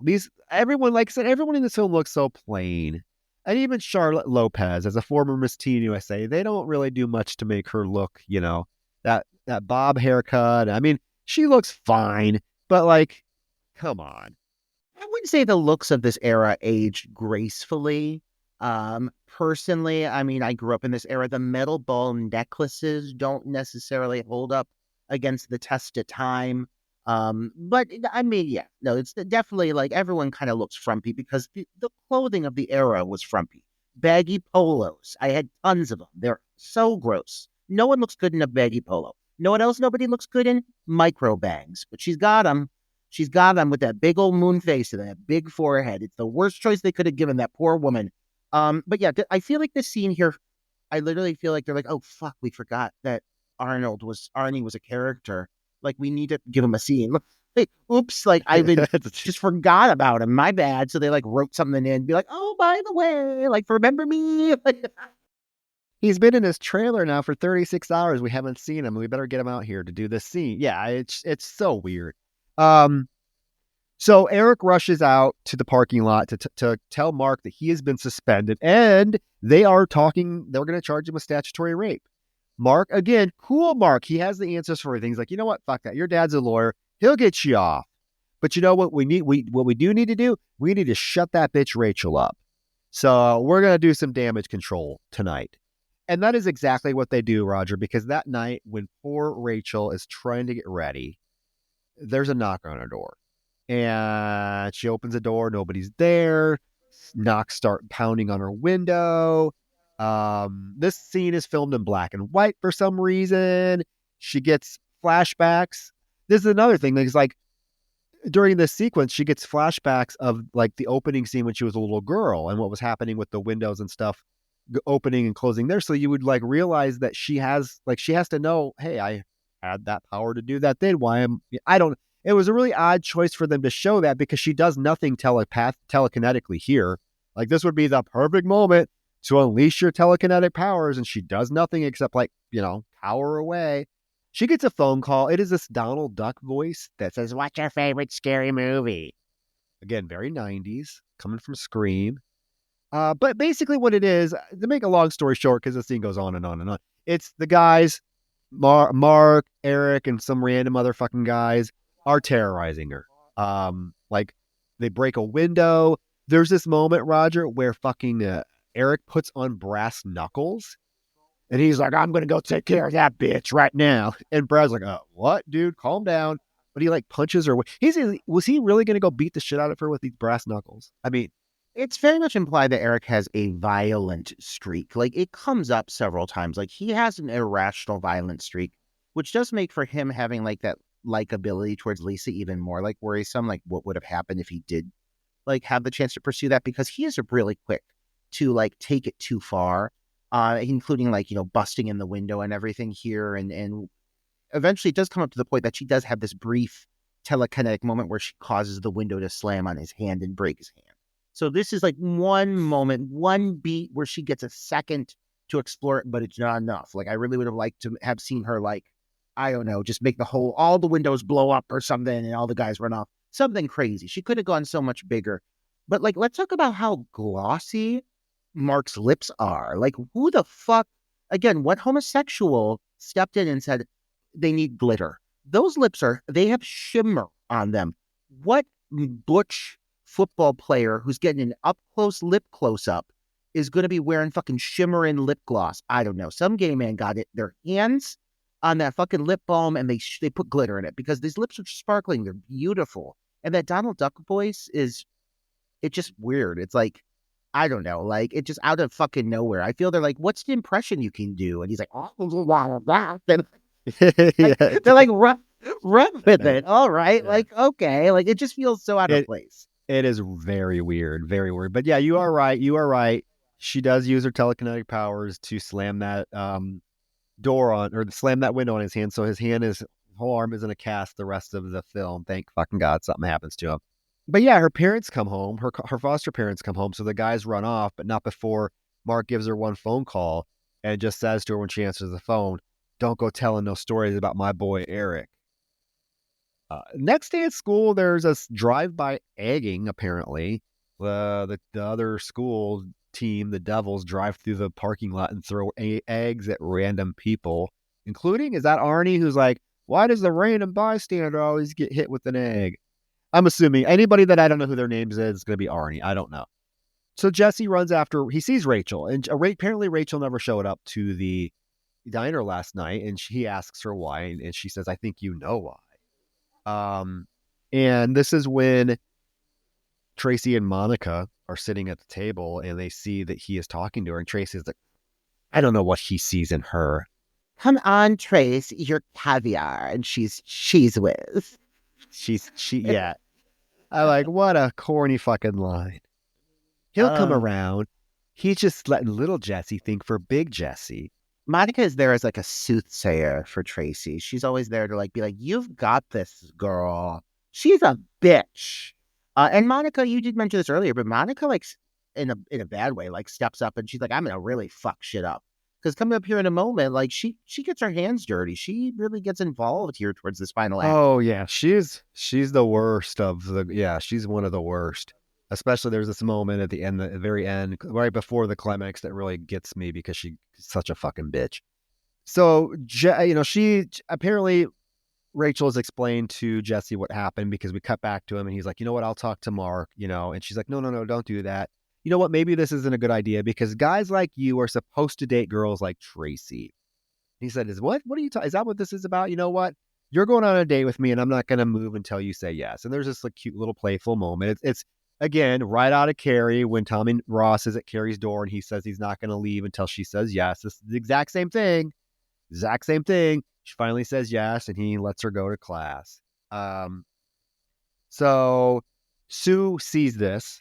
And again, Sue is starting to recognize that Rachel is starting to hang around these jocks and these popular kids. What's going on? So she's like, "I need to talk to you." We get this very homoerotic fight between Jesse and Mark as Jesse confronts Mark in the locker room with bare asses. Lots of bare asses in the background. I'm for that. Dropping towels. There's a lot. There is a lot. A lot. I mean, there's like 8 butts in this scene, like good butts. And they might be like soft focused, but they're firm, perky butts. You know that, again, a female director, she's like, "I'm picking the butts." She's like, "Let me see. I'm lining them up. Give me the perkiest butts you got." And she is like, "You know what? They showed vag and butt in the first one, so we're going to show some and boobs in the first one. Now it's the guy's turn. Drop trow and show these perky tight asses." Yes. Oh, yeah. They look good. There's this whole confrontation when Jesse's like, "You know what? You don't have any right to give a message to, Rachel. Who do you think you are? Next time you tell me and I'll take care of it." And Mark's like, "Yeah, I'm just trying to save my boy. If my boy's going down, I'm going to do whatever I can." And Jesse says, "Oh, Eric made his own decisions." And they get into like a brawl, and it ends with Mark screaming, "What happened to you, Jesse? What happened? We were friends. We were friends." And Jesse says, "No, we just grew up together." It's a good line. Vengeful. He's like, "I'm out to fuck it up." He's like, I'm not your slave anymore, Mark. You're not telling me what to do. I'm going to date that homely, frumpy girl with the micro bangs. I'll show you." It's like that, it's like that teenage boy angst. Only it's being played between 40-some-year-old men. But it's a great scene. It's a good scene. Lots of butts. Lots of them. And I'm here for it, no matter what. If you're going to give me a good butt, I'm on board. Oh, there's plenty of them. My eyes were peeled on the background. There were butts everywhere. Guys taking towels off, bending over. I'm like, oh my God, I would not expect this in the sequel to Carrie, but here we are. Okay, so Sue has taken Rachel into her office to give her this like test. It's a random test. She's like, "It's going to help me get to know you better." She starts reading off these random fucking statements. Something like, "Oh, when I feel like a giant peach is chasing me at night." It's just really random stuff. And Rachel's like, "This is fucking stupid." And she's like, "Just answer the questions." So one of the questions is, "I feel a giant furry creature's crawling on my face at night. True or false?" Rachel says true, because I have a dog. The next statement is, "Sometimes I can move objects with my mind." Rachel gets up and she's like, "You can't make me do this." Sue gets up as well, tries to get her to stay. She's grabbing them. I'm just trying to help you. She kind of holds her. I'm just trying to be your friend. And Rachel screams, "Don't touch me!" And that fucking snow globe explodes. Let's talk again about how the teachers in this film do not understand like standard protocol with students whatsoever. As Sue Snell runs over to Rachel and grabs her violently by the shoulders. She's like, "I'm trying to help you." like physically manhandling a student. I don't think that would be acceptable either. I've done one of these tests before. I mean, these are all questions that are asked. And like the thing I like about this scene is like bringing up like the I can move objects with my mind. Like that's a question that's asked in like basic like psychotic like I mean when I say that like if you're doing some kind of like a mental analysis, bipolar things like that, they're doing like a check-in. These are all questions that will be asked in one of these, and so this is well handled. I think this scene until she runs over and starts shaking her by the shoulders, and then that goddamn snow globe blows up. Oh my god, Sue Snell is like she must be haunted. She must be like, are you kidding me? I like before I doubted it. Now I know. Now I know this girl is fucking telekinetic. Another one? Oh my god. Well, it gives her flashbacks of prom night. And I mean, Sue is determined here, and we are constantly reminded anytime Amy Irving's on screen that she is from the original Carrie, and that's the only reason she's here is because she's from the original Carrie. She's the only one that could, because like, oh my god, we have to have flashbacks. We have to hear her talk about it. I'm like, oh my god, give this poor woman something else to do than just to be like, oh, I'm here as the token actress from the first Carrie. And again, we talk about characters that get like a short end of the stick. I have an issue with Sue Snell. What happens with her? We're barreling towards that.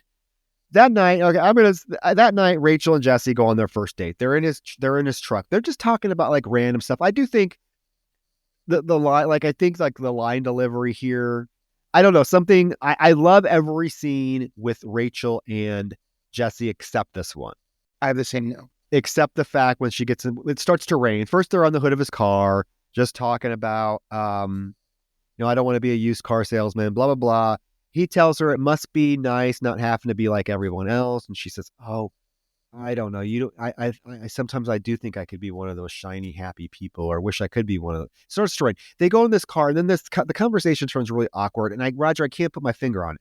I don't know if it's the line delivery where she starts to tell a story about a guy she knew who could put spaghetti up his nose and pull it out of his mouth. And she's like, you're wondering where I'm going with this. It's because he had a talent.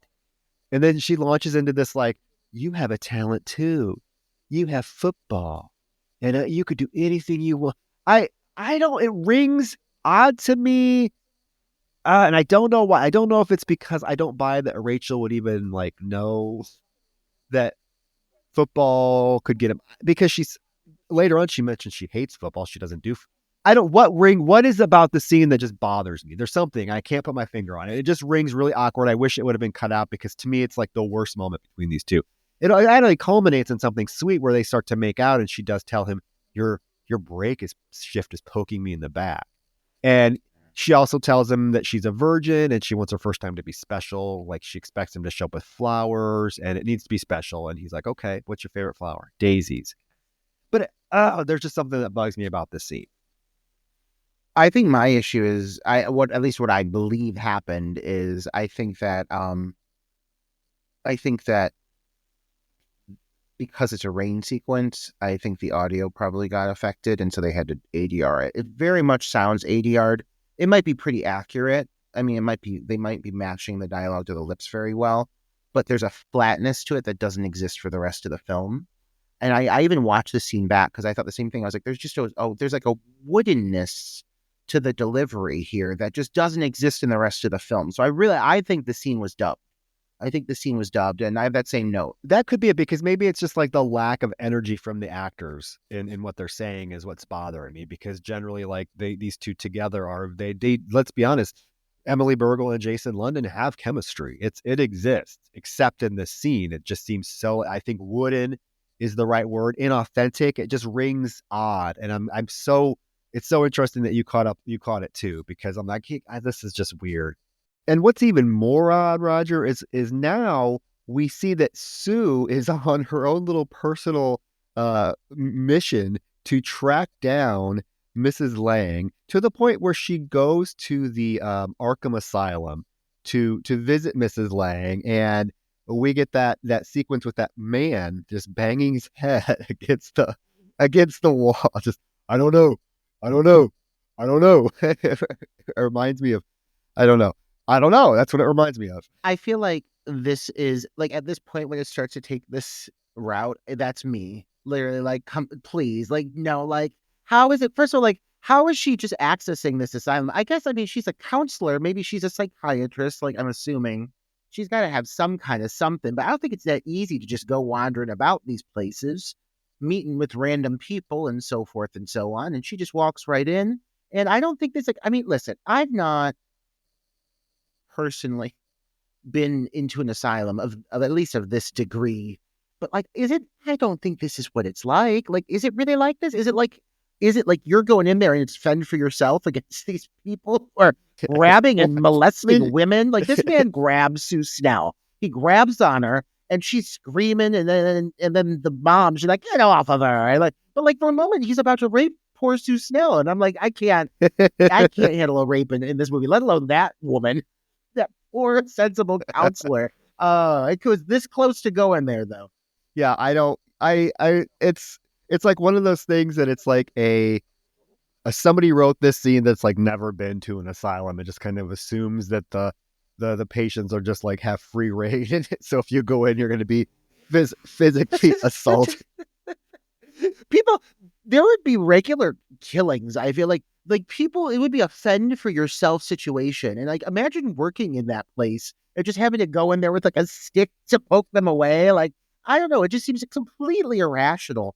And this whole journey now of her, like Sue Snell connecting with the mother, I don't know. I think that the mom, we've hinted at it a couple times thus far, but like the mom, there's something about the character of the mom that leaves a lot to be desired. Maybe I am holding a candle to one Margaret White, and in multiple forms too. Like we've seen several strong performances of this character because she's just a huge character. Like any actress that takes on this role has the potential to do something powerful, with this role.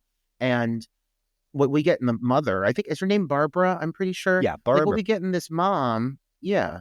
Like what we get in Barbara is really just this like meek, timid, kind of just like, she's kind of like hallucinating. She thinks random people on the street are flirting with her that don't exist. Like, but like, I don't get a lot from the character in general. And it just, there's no comparison between the two mother figures, the two mother roles in either film. And it feels like almost like shoehorned in because it needs to be there to some extent. And this is the least exciting character for me. She does not bring anything to the table for me.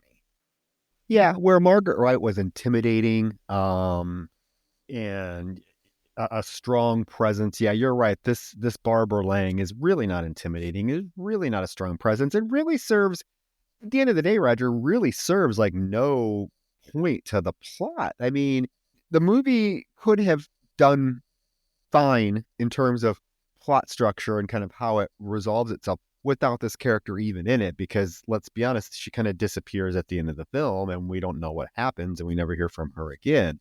But like also Sue Snell is like now doing a little too much. Like, I mean, she's going to insane asylums. I mean, she's tracking down mothers, and her whole thing is she needs to find out who Rachel Lang's father is. And at first, Barbara's like, that's none of your business. Until Sue starts to like be sensible and there's like, hey, do you remember any time when Rachel was a child? Do you remember her being able to move objects with her mind? And Miss Lang's like, oh, I thought the devil was in her. And Sue's like, no, it wasn't the devil. That's why I need to know. You need to tell me who her father is, because I believe she has a trait that she inherited from her father. And get that shoehorn, Roger, and start prying, because here we go. Guess who her father is? How? But my question is literally how. The outcome, do you want to share it or would you like me to say it? Because either way, we're going to get to the conclusion. Let's say it in unison, Troy. I don't think we've done that yet. Ready? 3, 2, 1. Ralph White. So here's the dealio with Ralph White. There's some problems that we need to bring up in the sense of whoever did the script writing for this project sure as hell didn't do their homework when it comes to the actual storyline of Carrie. There's a lot of homages to Carrie over the course of this, a lot of flashbacks, a lot of blunt story arcs that they do utilize that feel like they're retreading the same territory. But for specific detail like this, Ralph White died when Carrie was a child. Like, this is stated and is a thorough element of like why she grew up as with a single mother. Like, it is a major aspect of why the mom grew up crazy. Like, you can't skirt around that issue. And so if I am to believe that Ralph White produced this child, either this woman had his sperm frozen, like, or I mean, or technically Rachel is like 43 when this movie is happening. Technically, Rachel's going to be kind of around Sue Snell's age. Am I wrong in this? Like, am I correct? I would have to go back and really rewatch Carrie, read the book, because I do remember there's a line from Carrie that something about, oh, he ran away, Mama. He ran away. Everybody knows that. He ran away with another woman. But regardless, like, to your point, whether he died or he ran away, he was not in the picture. Like, and he certainly wasn't in the picture. Okay, yeah, you're right, because Rachel is 16 years old. So Ralph White randomly came back to town, fucked this broad, had another child. I mean, again, it's one of those things where it's just take the shoehorn and shove it in there, because here we are trying to just make a connection to this film so that they could call it Carrie 2. Like, Rachel could have telekinetic powers without being connected to Carrie. You know what I mean? Like, you didn't really have to go that route. But they do. And of course, this causes Sue Snell to even get more hell-bent focused on making sure that Rachel is aware of who her father is, what her power is, because she doesn't obviously want the same thing to happen that happened at prom night all those years ago. I'm on the Carrie Wikipedia, and I am reading right now that Ralph White died before Carrie was born. And I am reading it, and I am just saying, if that is the case, this movie has some explaining to do. Because if that is correct, if I am correct, and please, listeners, how often do we actually ask you to give us real feedback? But tell me if I'm correct here. And I really feel like this is something that is mentioned in several versions of it.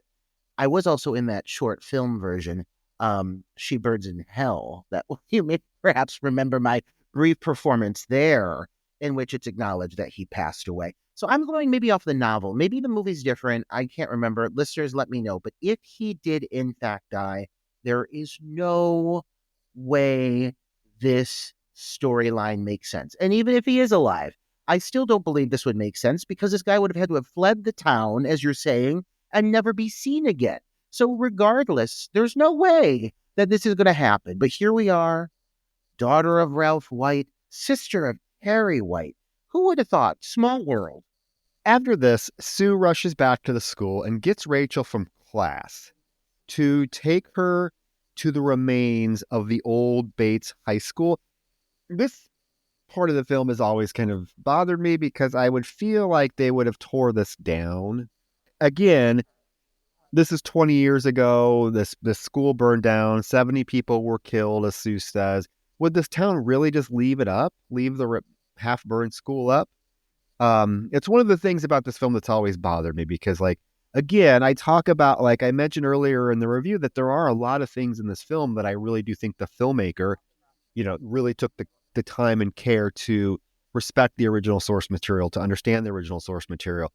The director, but then, like, there's stuff like this that just, it doesn't make sense. Or what you mentioned about the whole Ralph being Rachel's dad, it just doesn't make sense. Like, do you think that the school would still be standing? Oh, listen, that shit would have become a park within 3 weeks. They would have cleared it out, and they would have gotten that memory cleansed out of that town as fast as fucking possible. Let me tell you what happened here in Cleveland, Ohio, Troy. You'll know this. You like true crime. The Cleveland abduction Yeah, girls. those three girls. Yeah. Ariel The Castro. Ariel Castro girls. Yeah. As soon as that shit happened, they flattened that house, made it a park.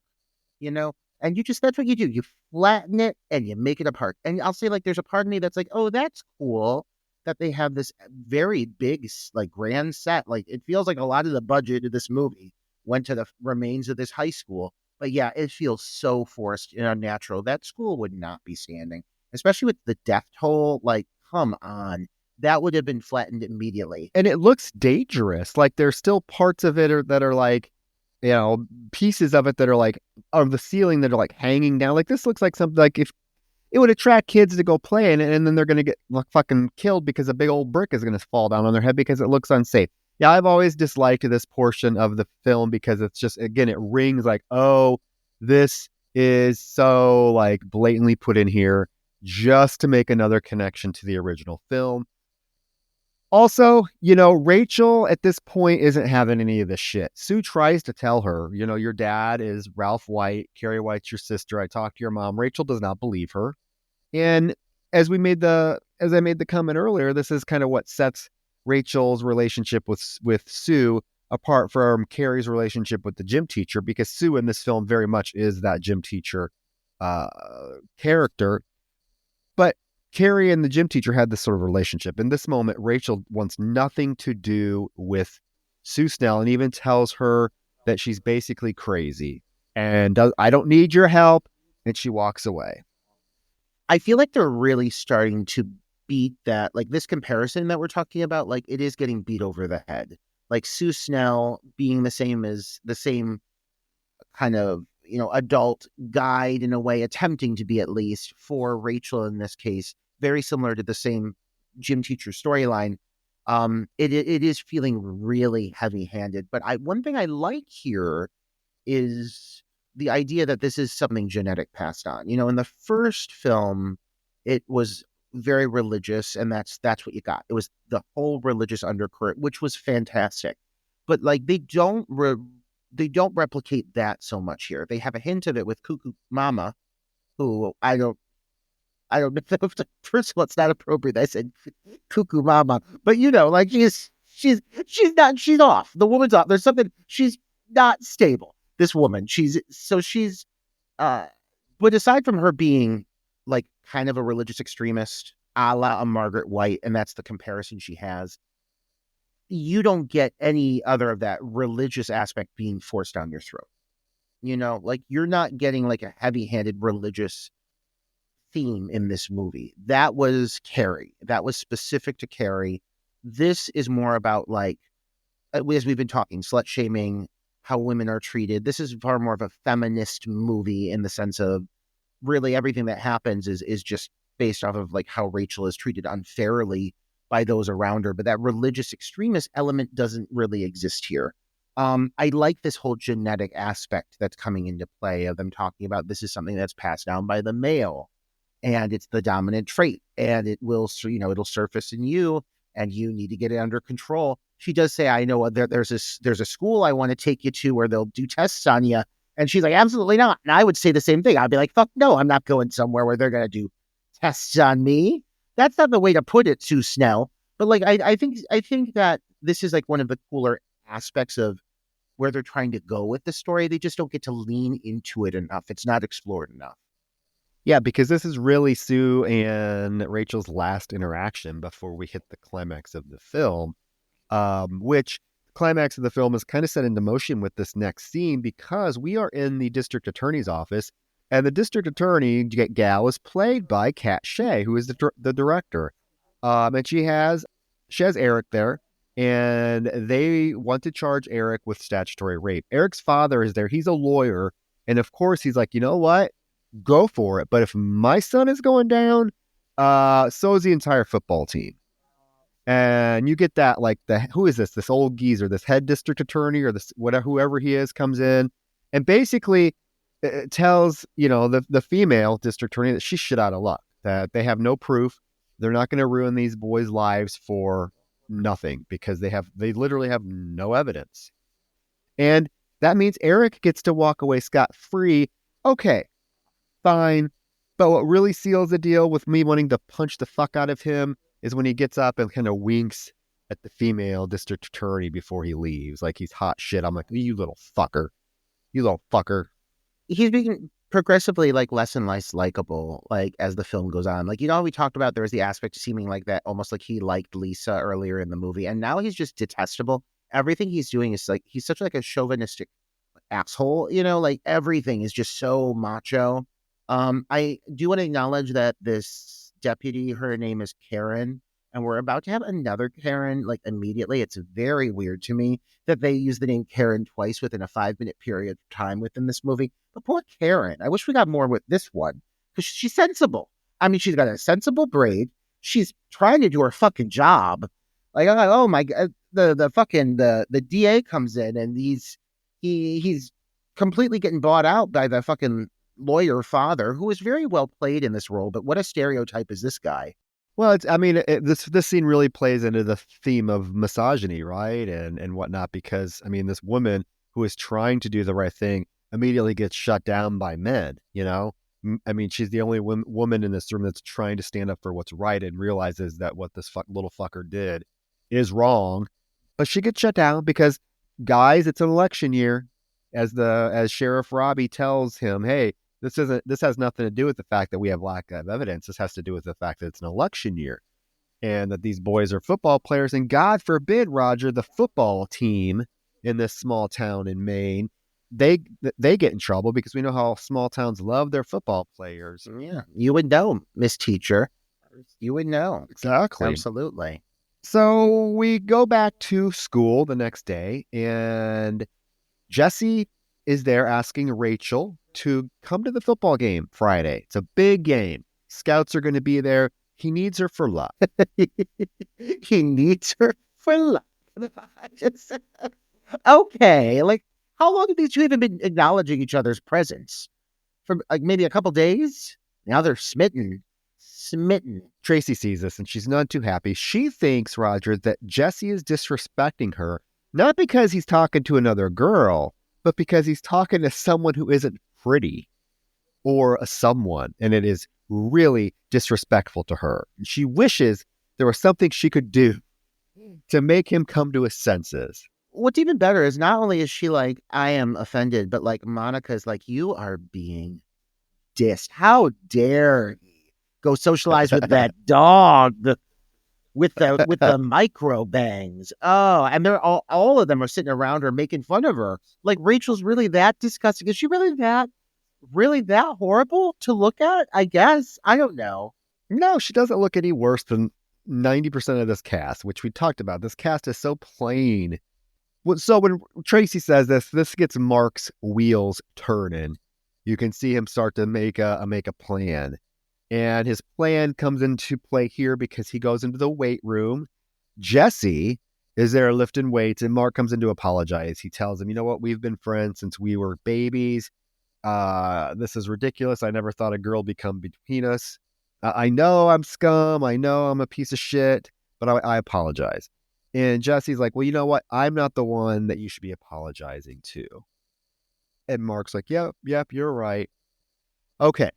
Remember earlier in the podcast when I said that whole high school English teacher's classroom scene made me want to vomit because it was literally put in there simply to pay homage to the original Carrie.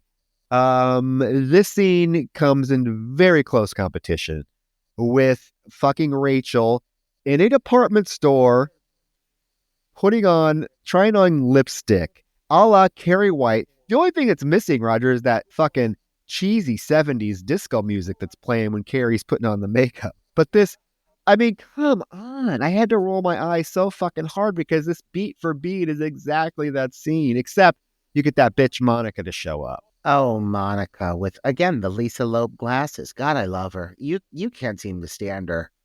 But listen, she's one of my core memories of this film, watching this as a child. I saw this film earlier than I thought. I remember, I definitely think I saw this film. I may have seen this in theaters. And like I'm unleashing memories talking about it. And I was smitten with Monica all the way through her very final moments, which are standout. Let's acknowledge that. But right now in this scene, she's a manipulative little cunt. She is just coming in, and you know, and I know, and Troy knows. We all are aware that this broad's coming in to cause a mess. And poor Rachel, fawn-eyed, big forehead, looking with hope in her eyes, and she's like, "Yes, I will buy this lipstick. It's $74." Like in 1997 or whatever, when this was filmed, 98 it came out. So no lipstick, in my opinion, was $25, let alone the lipstick they're buying from this broad's counter.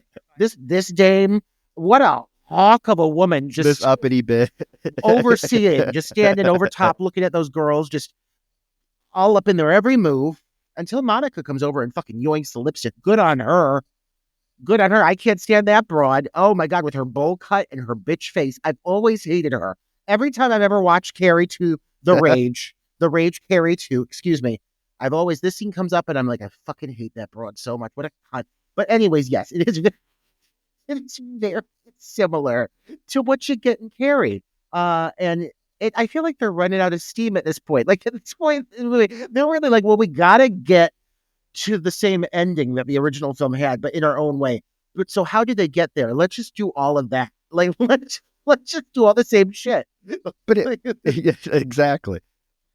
But God, this scene also makes me hate fucking Monica. Yeah, I fucking hate her, Roger. This is a fucking manipulative bitch. She is being so nice to Rachel, like putting lipstick on her, telling her she looks pretty, saying, "Oh, you have to be there for Jesse. You guys are a great couple. Oh, there's a party after the game that you need to go to. Please tell me you'll go." She is just being so nice. This is the moment where she does say, Tracy is not universally loved. In fact, she tried to steal Zach or Ben or whoever the fuck from me. She's a Melrose Place Melrose bitch. Place super bitch. The 90s are showing here, and it's one of my favorite lines. But Rachel is buying this hook, line, and sinker. Hook, line, and sinker, Roger. She really thinks that she's made a friend with Monica, to the point where, yeah, you're right. When they walk away from the counter, Monica has stolen a lipstick for Rachel in a little final friendship gesture. And you're like, oh, but damn well this bitch is being manipulative. Yeah. Not only is she being manipulative, Roger, that fucking Mark. Mark. But at least he's hot when he's manipulative. At least Mark, in my opinion, I like a trashy, like white trash football player look. That's exactly what my you're getting cup of with tea. this. Yeah. Well, he goes to Jesse in the parking lot to apologize. But his apology is he gives Jesse the keys to his parents' summer cabin for him and Rachel to use as a romantic getaway. I mean, I guess. I would be instantly suspicious. Would you not? I think I would. I mean, there are lots of questions would come to my mind, like, has he ever done this before? We've been friends since we were kids. Has he ever given me this gesture with another girl? I mean, did he do it with Tracy? Because him and Tracy were sort of an item. I mean, yeah, there's a lot of questions that come into play here, but it leads to, again, all this joy that Rachel is experiencing up before this climax, just like Carrie White, got to experience a few tidbits of joy. I feel like Rachel gets to experience even more joy because she gets to fuck Jason London. I mean, come on. Come on now. That's exactly what happens. There's that scene where she's trying on makeup and let's be honest, this girl doesn't really know how to put on makeup, but Jesse doesn't care. He picks her up. She's wearing that lovely blue dress. It's like a lilac, I dare say. It's a lavender almost. Looking like something out of a J.C. Penney catalog. She's a vision of pale beauty. She reminded me of like something like Marcia Cross would wear in Desperate Housewives. Yeah. Very matronly, but hey, her hair's up in a bun and he's telling her how beautiful her hair looks and stuff. He also brought her daisies. I mean, you know that if he's bringing daisies, here's the deal. They're going to fuck. Yeah, it's okay. I like Jesse, but let's talk about this for a moment. I like Jesse, but Jesse tries to fuck Rachel, and Rachel's like, oh, no, not yet. I would like it the day I fuck, I hope the guy brings me daisies. Literally the next time he's out with her, he's bringing her daisies.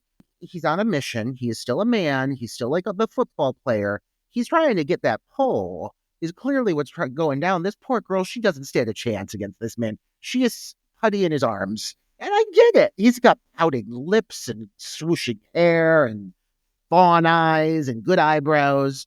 And they do have this tender romantic moment. I will say, like, what this is leading into, Troy, for me, one of the areas where I will say that I want to give some acknowledgement here is I feel like what the kids start to do in this film as they're manipulating these scenarios is so much more diabolical.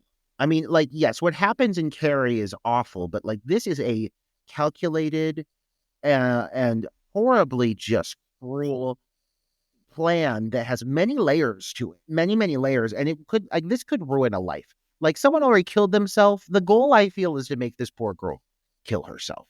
That seems to be the goal. Well, I mean, they're using like sex and like they're exposing, I mean, what happens to Rachel at the end of this film when they play this tape, that's horrific. That is absolutely horrific. That's like a version of like sexual assault. We call it what is it called when an ex like will post revenge porn.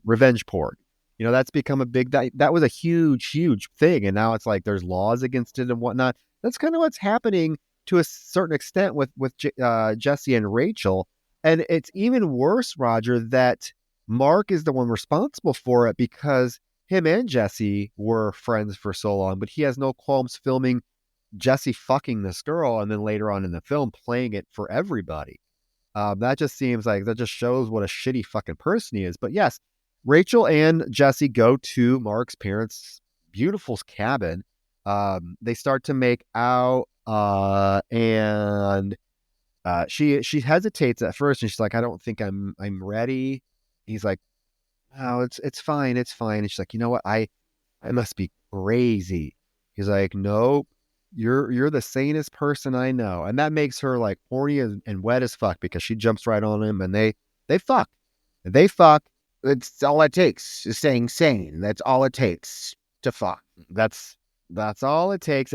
But there's that sweet moment when they're done, and he's laying next to her or her head is on his chest and she's sleeping and he does whisper to her, I love you. And that comes into play later on. But then we do see someone walk by the window. I mean, if you want to talk about something that feels very forced, it's the fact that this man, while sleeping, literally, as he falls into the depths of slumber, mutters, I love you. Audibly enough that this recording could capture it. It seems like it's like they're really like, they're trying to push forward to the ending, whatever they can do to get this to conclude.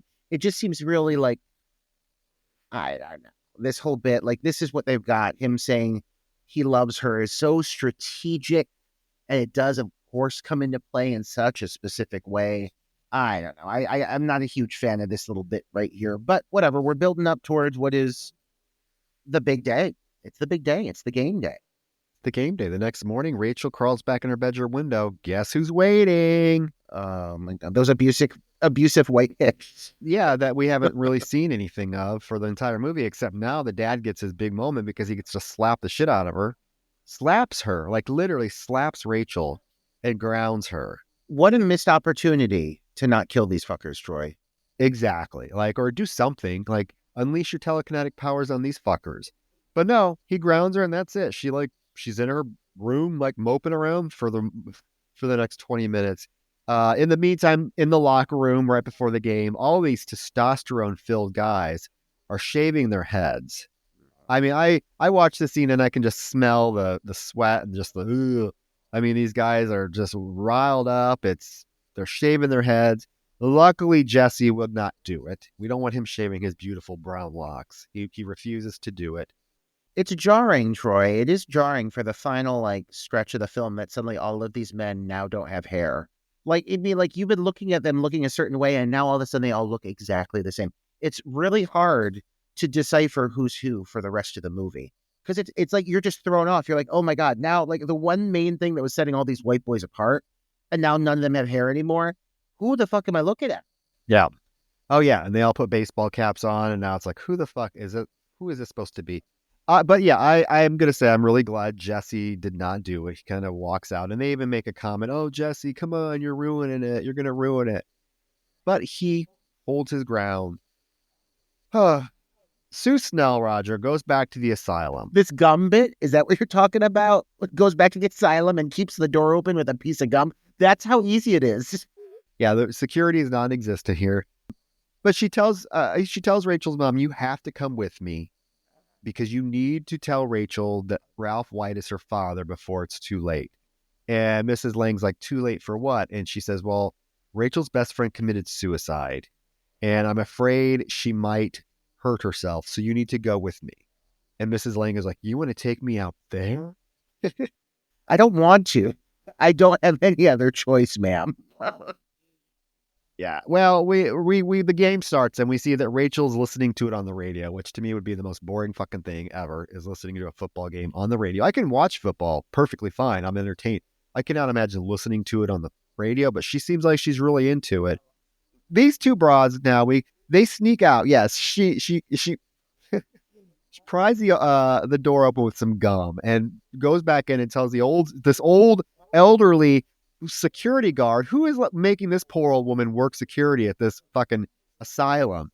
This poor grandmotherly woman who's working the front desk, and Sue Snell goes back in to tell her she forgot her purse. So the old woman has to duck down to get it, and Miss Lang comes sneaking out of that fucking door so these two broads can run out in the parking lot. And for a brief moment, we get that fucking corny music, and I thought we were busting into Thelma and Louise Part 2, Roger. I don't know who gave us that music cue, but I was like, I'm here for it. I'm like, at this point, fuck it. I'd like, let's go. These two taken to the road, it would be a better outcome. I mean, in the sense of like the outcome for Sue.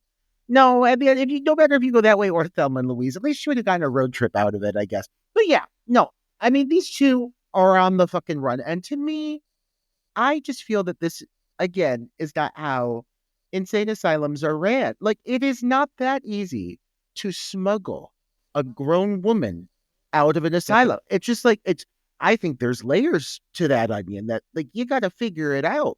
And I don't know how she's able to do it with literally nothing but hopes, dreams, a plan, and a stick of bubble gum. That's all it took. And she got this woman out. They're out. They're on the run now. They get into her station wagon and they speed off. On the radio, Rachel hears that Jesse was hit and he is not getting up.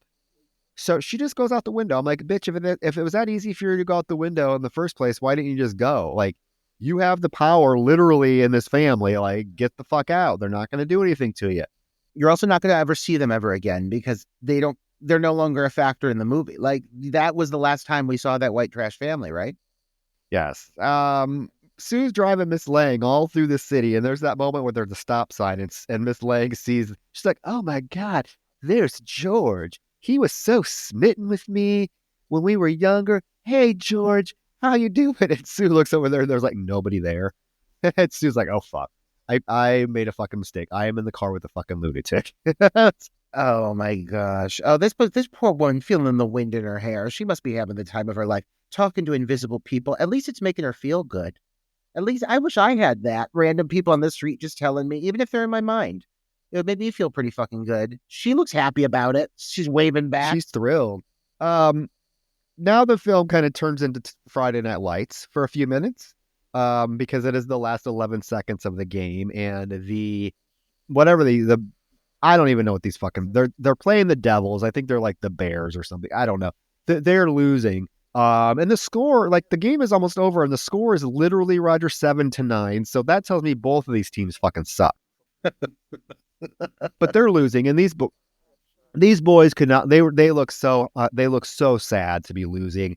And this is when that fucking coach likes to smell teen boys' asses. He calls Jesse in and puts him in the game. And of course, Roger, the last play Jesse makes, catches the ball, gets a touchdown, wins the fucking game, and everyone is thrilled, just as Rachel shows up. Oh, the timing. Everyone is thrilled. Jesse saves the day. Rachel's there, wearing that red dress and, waving to Jesse, giving him the thumbs up as he's being, led into the locker room. It's so awkward, honestly. And like, it's seriously, it's like nothing has felt more like a scene in a movie than this sequence. Like, he's lifted up on shoulders, the cheerleaders are all around jumping up and down, and then like 7 feet away, there's Rachel just giving a thumbs up, like, yeah, ooh, like, and she's just like kind of overseeing, not interacting with anyone because nobody likes Rachel.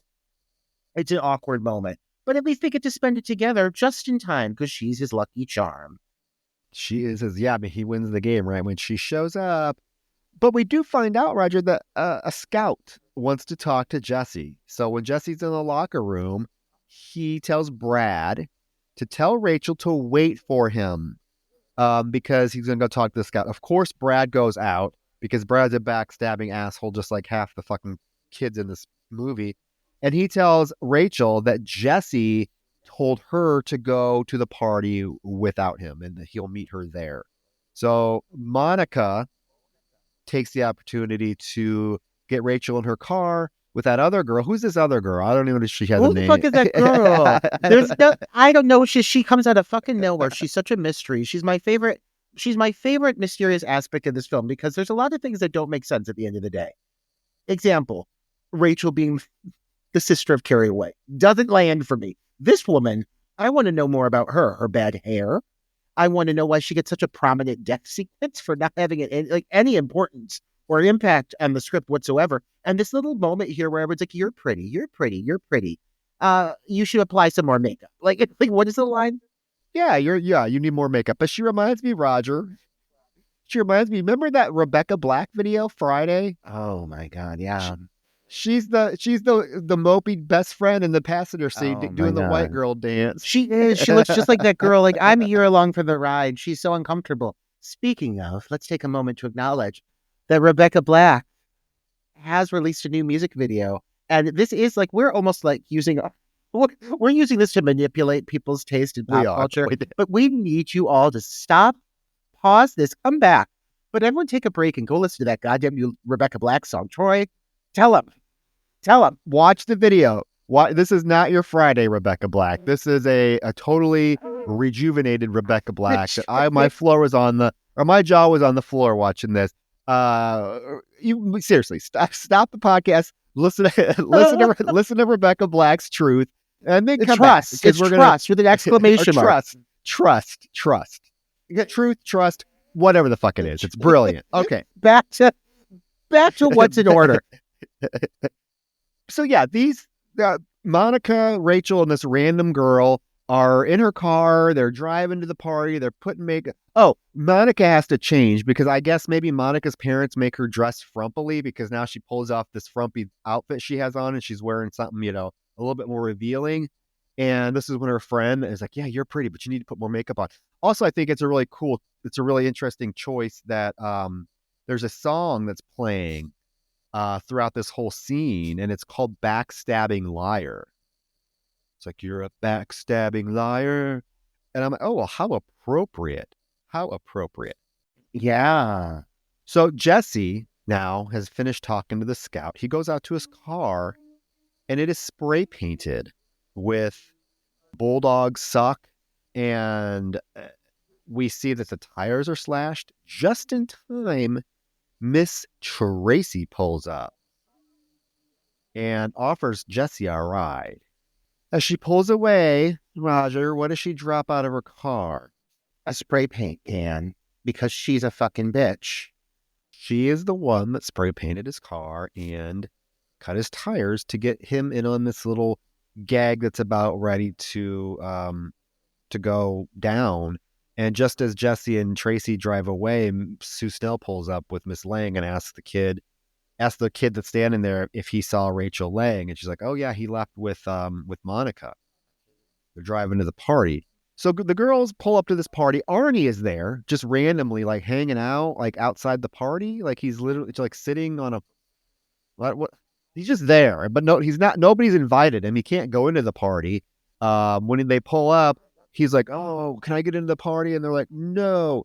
And he's like, "Well, how come Rachel can go in? She's one of us now." Even she's like, "I'll try to get you in, Arnie." Like, she's still sweet. But like he stays outside the party the whole night. Well, that's why I said earlier, his character like feels like they kept forgetting to write him into moments. So they're like, oh shit, we got to bring Arnie back into play. So all of a sudden he'll pop up at random when you least expect him. Well, they get to the party, they go inside. Everyone gives Rachel a dirty look. Like, again, I'm looking around at this party, and none of these kids are particularly attractive. They have no business like gawking at Rachel, but they're all staring at her like she's fucking the most hideous thing they've ever seen in their life.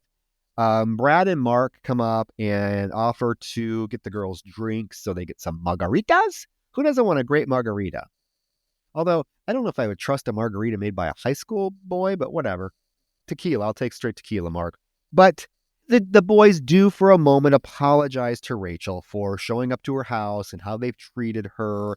They say, oh, it's just boys being boys. And so we think, we know that something is going to go awry here real quick, because then we cut to Tracy's house because she has stopped at her house to buy time with Jesse, and she is literally like trying to change in front of him, stripping down to her underwear, being, oh, does this look good on me? Does this look good on me? Jesse's like, no, we need to go. I don't want Rachel to get upset. And she says something under her breath. She's like, well, she's not going to care that you're late here in a few minutes. Maniacal. He's so like unfazed by it. I mean, she's maniacal, but he's like, oh man, he's like classic Tracy, walking out in nothing but her skibbies, and like, but this is really like Tracy's like plot. This is her master plot, is keeping him distracted.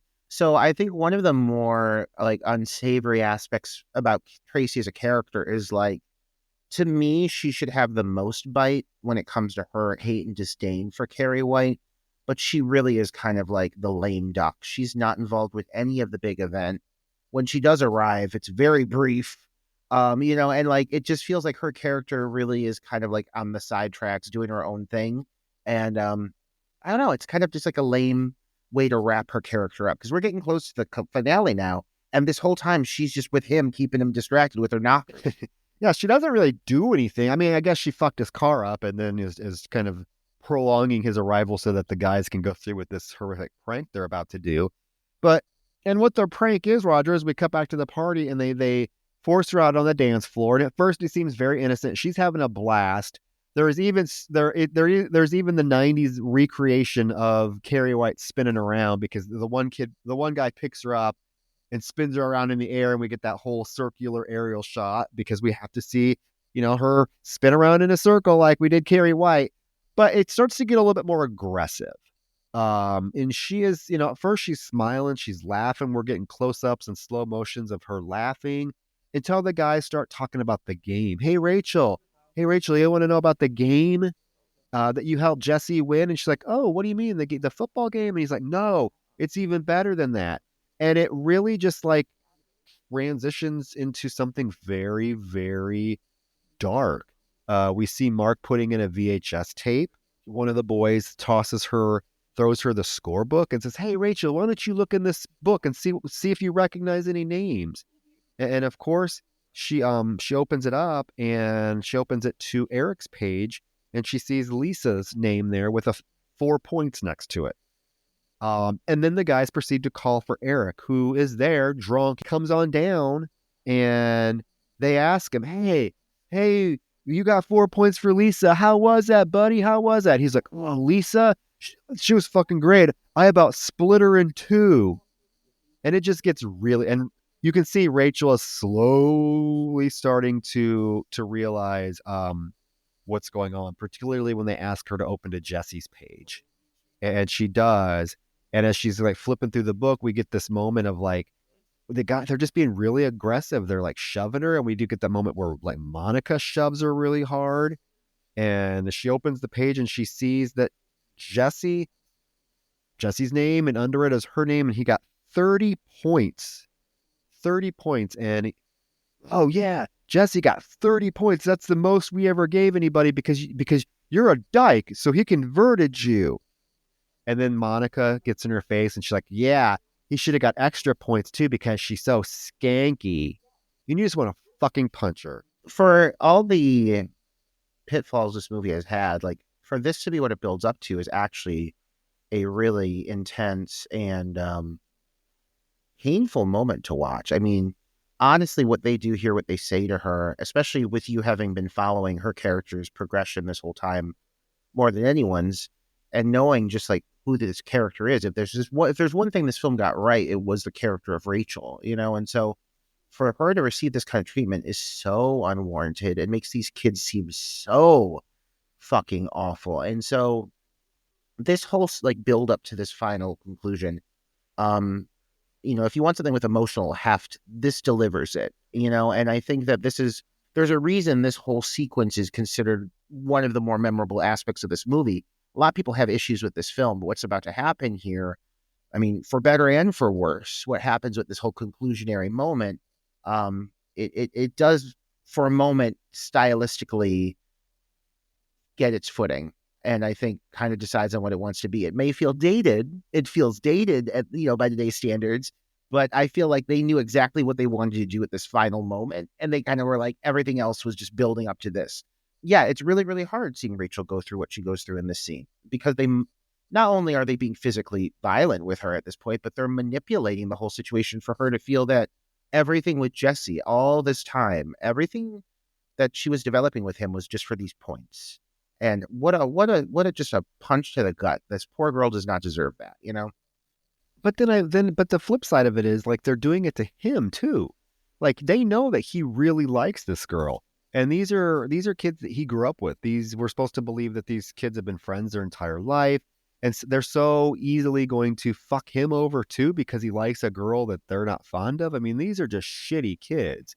And then it just transitions into something even more horrific because they start manhandling her, Roger. They push her to the ground and she falls, and then Mark grabs her and forces her to watch because now it's playing on the screen, the big screen, because he tilted the screen so it's reflecting off of the glass, because we have to acknowledge like this house is beautiful and like one whole wall of the house is glass. So now you can see the reflection of Jesse and Rachel's sex tape that they were secretly recording, although Rachel is going to believe that Jesse recorded it, right?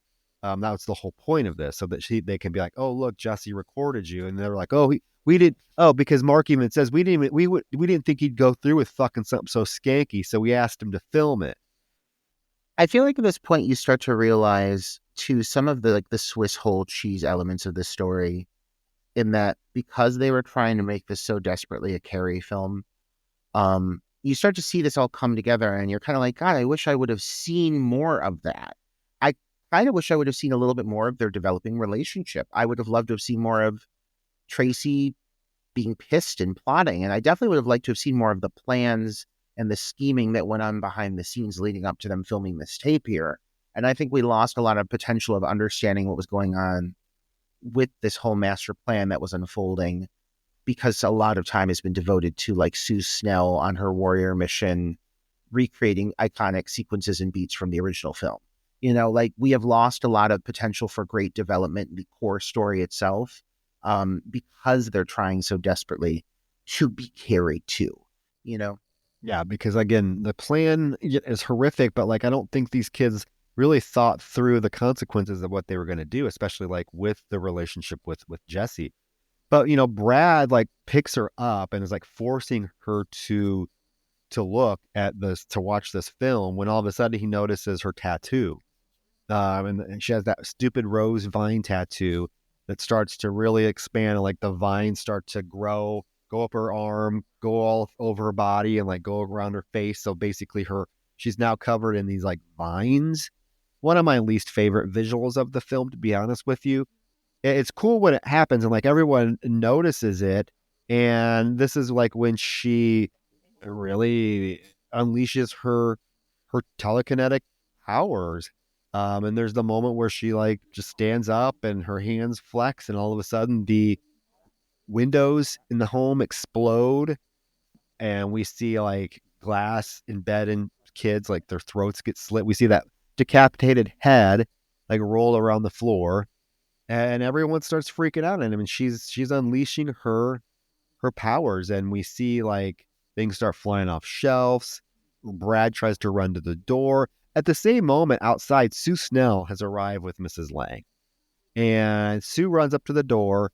At the same time, Brad is running to the door. At the same time, Rachel has made this fireplace poker come out of its holder and spear Brad through the head, but it happens to be at the exact same time Sue Snell runs up to the door to look through the peephole. And Sue Snell is unceremoniously killed by having a fireplace poker speared through Brad's head into her head. I don't know how I feel. I mean, you're killing Sue Snell like this? Like, really? Really? Amy Irving, I wonder, like, how she felt about this. I mean, she got paid. She wasn't doing much, so she was probably happy to get to work, but, like, it's such a unceremonious, like I said, end to such a pivotal character. I guess it's shocking. Unceremonious and cruel. It's really cruel. I mean, they're also trying to mirror Mrs. Collins' death in the first film. That's so shocking because Mrs. Collins was such a sweet character, and then Carrie kills her by having the baseball hoop thing fall on her and crush her. As shocking as well, cruel as well. But again, this is something you did not have to do just because the first film did it.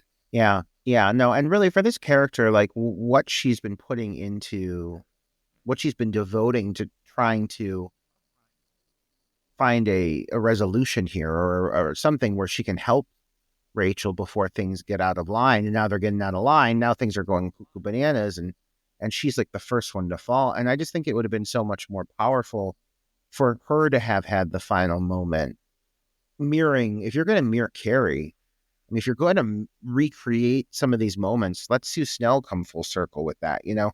But instead for her to just be so disposable after all of this and being this one survivor from the initial incident, it makes me think, like, it brings to mind, like, Clear River's Final Destination 2. Like, all of a sudden, boom, they're dead. And, like, I get it, shock factor, but, like, for the sake of the story, does it feel like the best decision? I personally don't think so, you know? No, I remember when I first saw the film, it definitely shocked me. But then the more I thought about it, the more it kind of pissed me off because we spend so much time with Sue, as you mentioned earlier, as a crusader. She's trying to do good. She's trying to help Rachel. And at this point, she doesn't even get like a final interaction with her before she's like brutally murdered. I mean, and it's a gory kill. Let's acknowledge that too. I mean, we see the fireplace poker come out of the back of her head with like brain matter all over it and stuff. I mean, it's pretty graphic. But Sue's dead. And inside, Rachel is unleashing her full power. She's making like the booze bottles blow up and then making fire logs fly out so they catches the house on fire. There's I think it's that poor dumpy girl that was in the car with Monica and her that gets the CDs embedded, and I was all for that. That's kind of cool. Kind of reminded me of Hellraiser 3, the CDs flying through and embedding people and cutting them up, and that was pretty cool.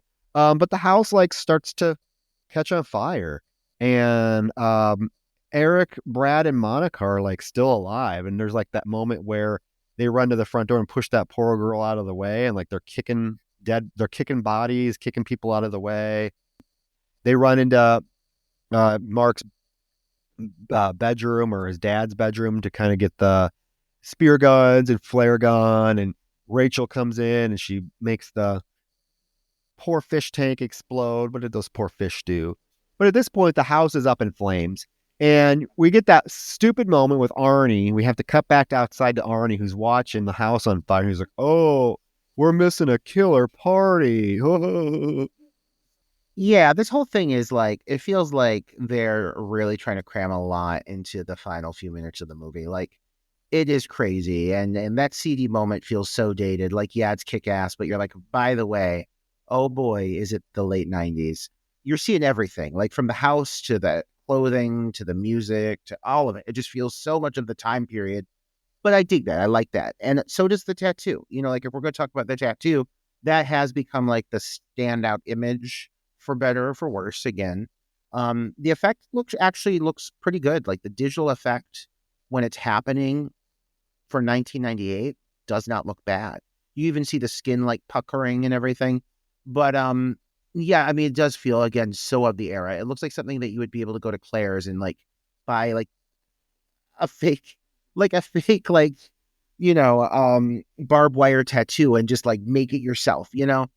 So for that to be her, like, now she's bad visual, it's just nowhere near as striking as that bloody prom dress, you know? And I know they're trying to come up with something that's the equivalent. But she almost has a Life Force-esque vibe here at times when she's walking around. They're trying to make it its own thing, but you can never not compare it to the prom. The same thing. Only in this, she's a bit more. She's on a mission targeting certain people. Like in the prom, she just burned the whole thing down. She walked out. This, she's hunting them. And so you do get this cool little bit where she's stalking them, and it is satisfying. You get some Freudenschneide or whatever the fucking word is. That dramatic word. You know the one I'm talking about. Listeners, tell me what it is. But they're getting their just desserts, and you've been waiting for this to happen. Like this whole bit here is very satisfying for me. She comes after Monica, Mark, and Eric, and they each have a weapon. Monica has a spear gun. They all have spear guns, and Mark has a flamethrower.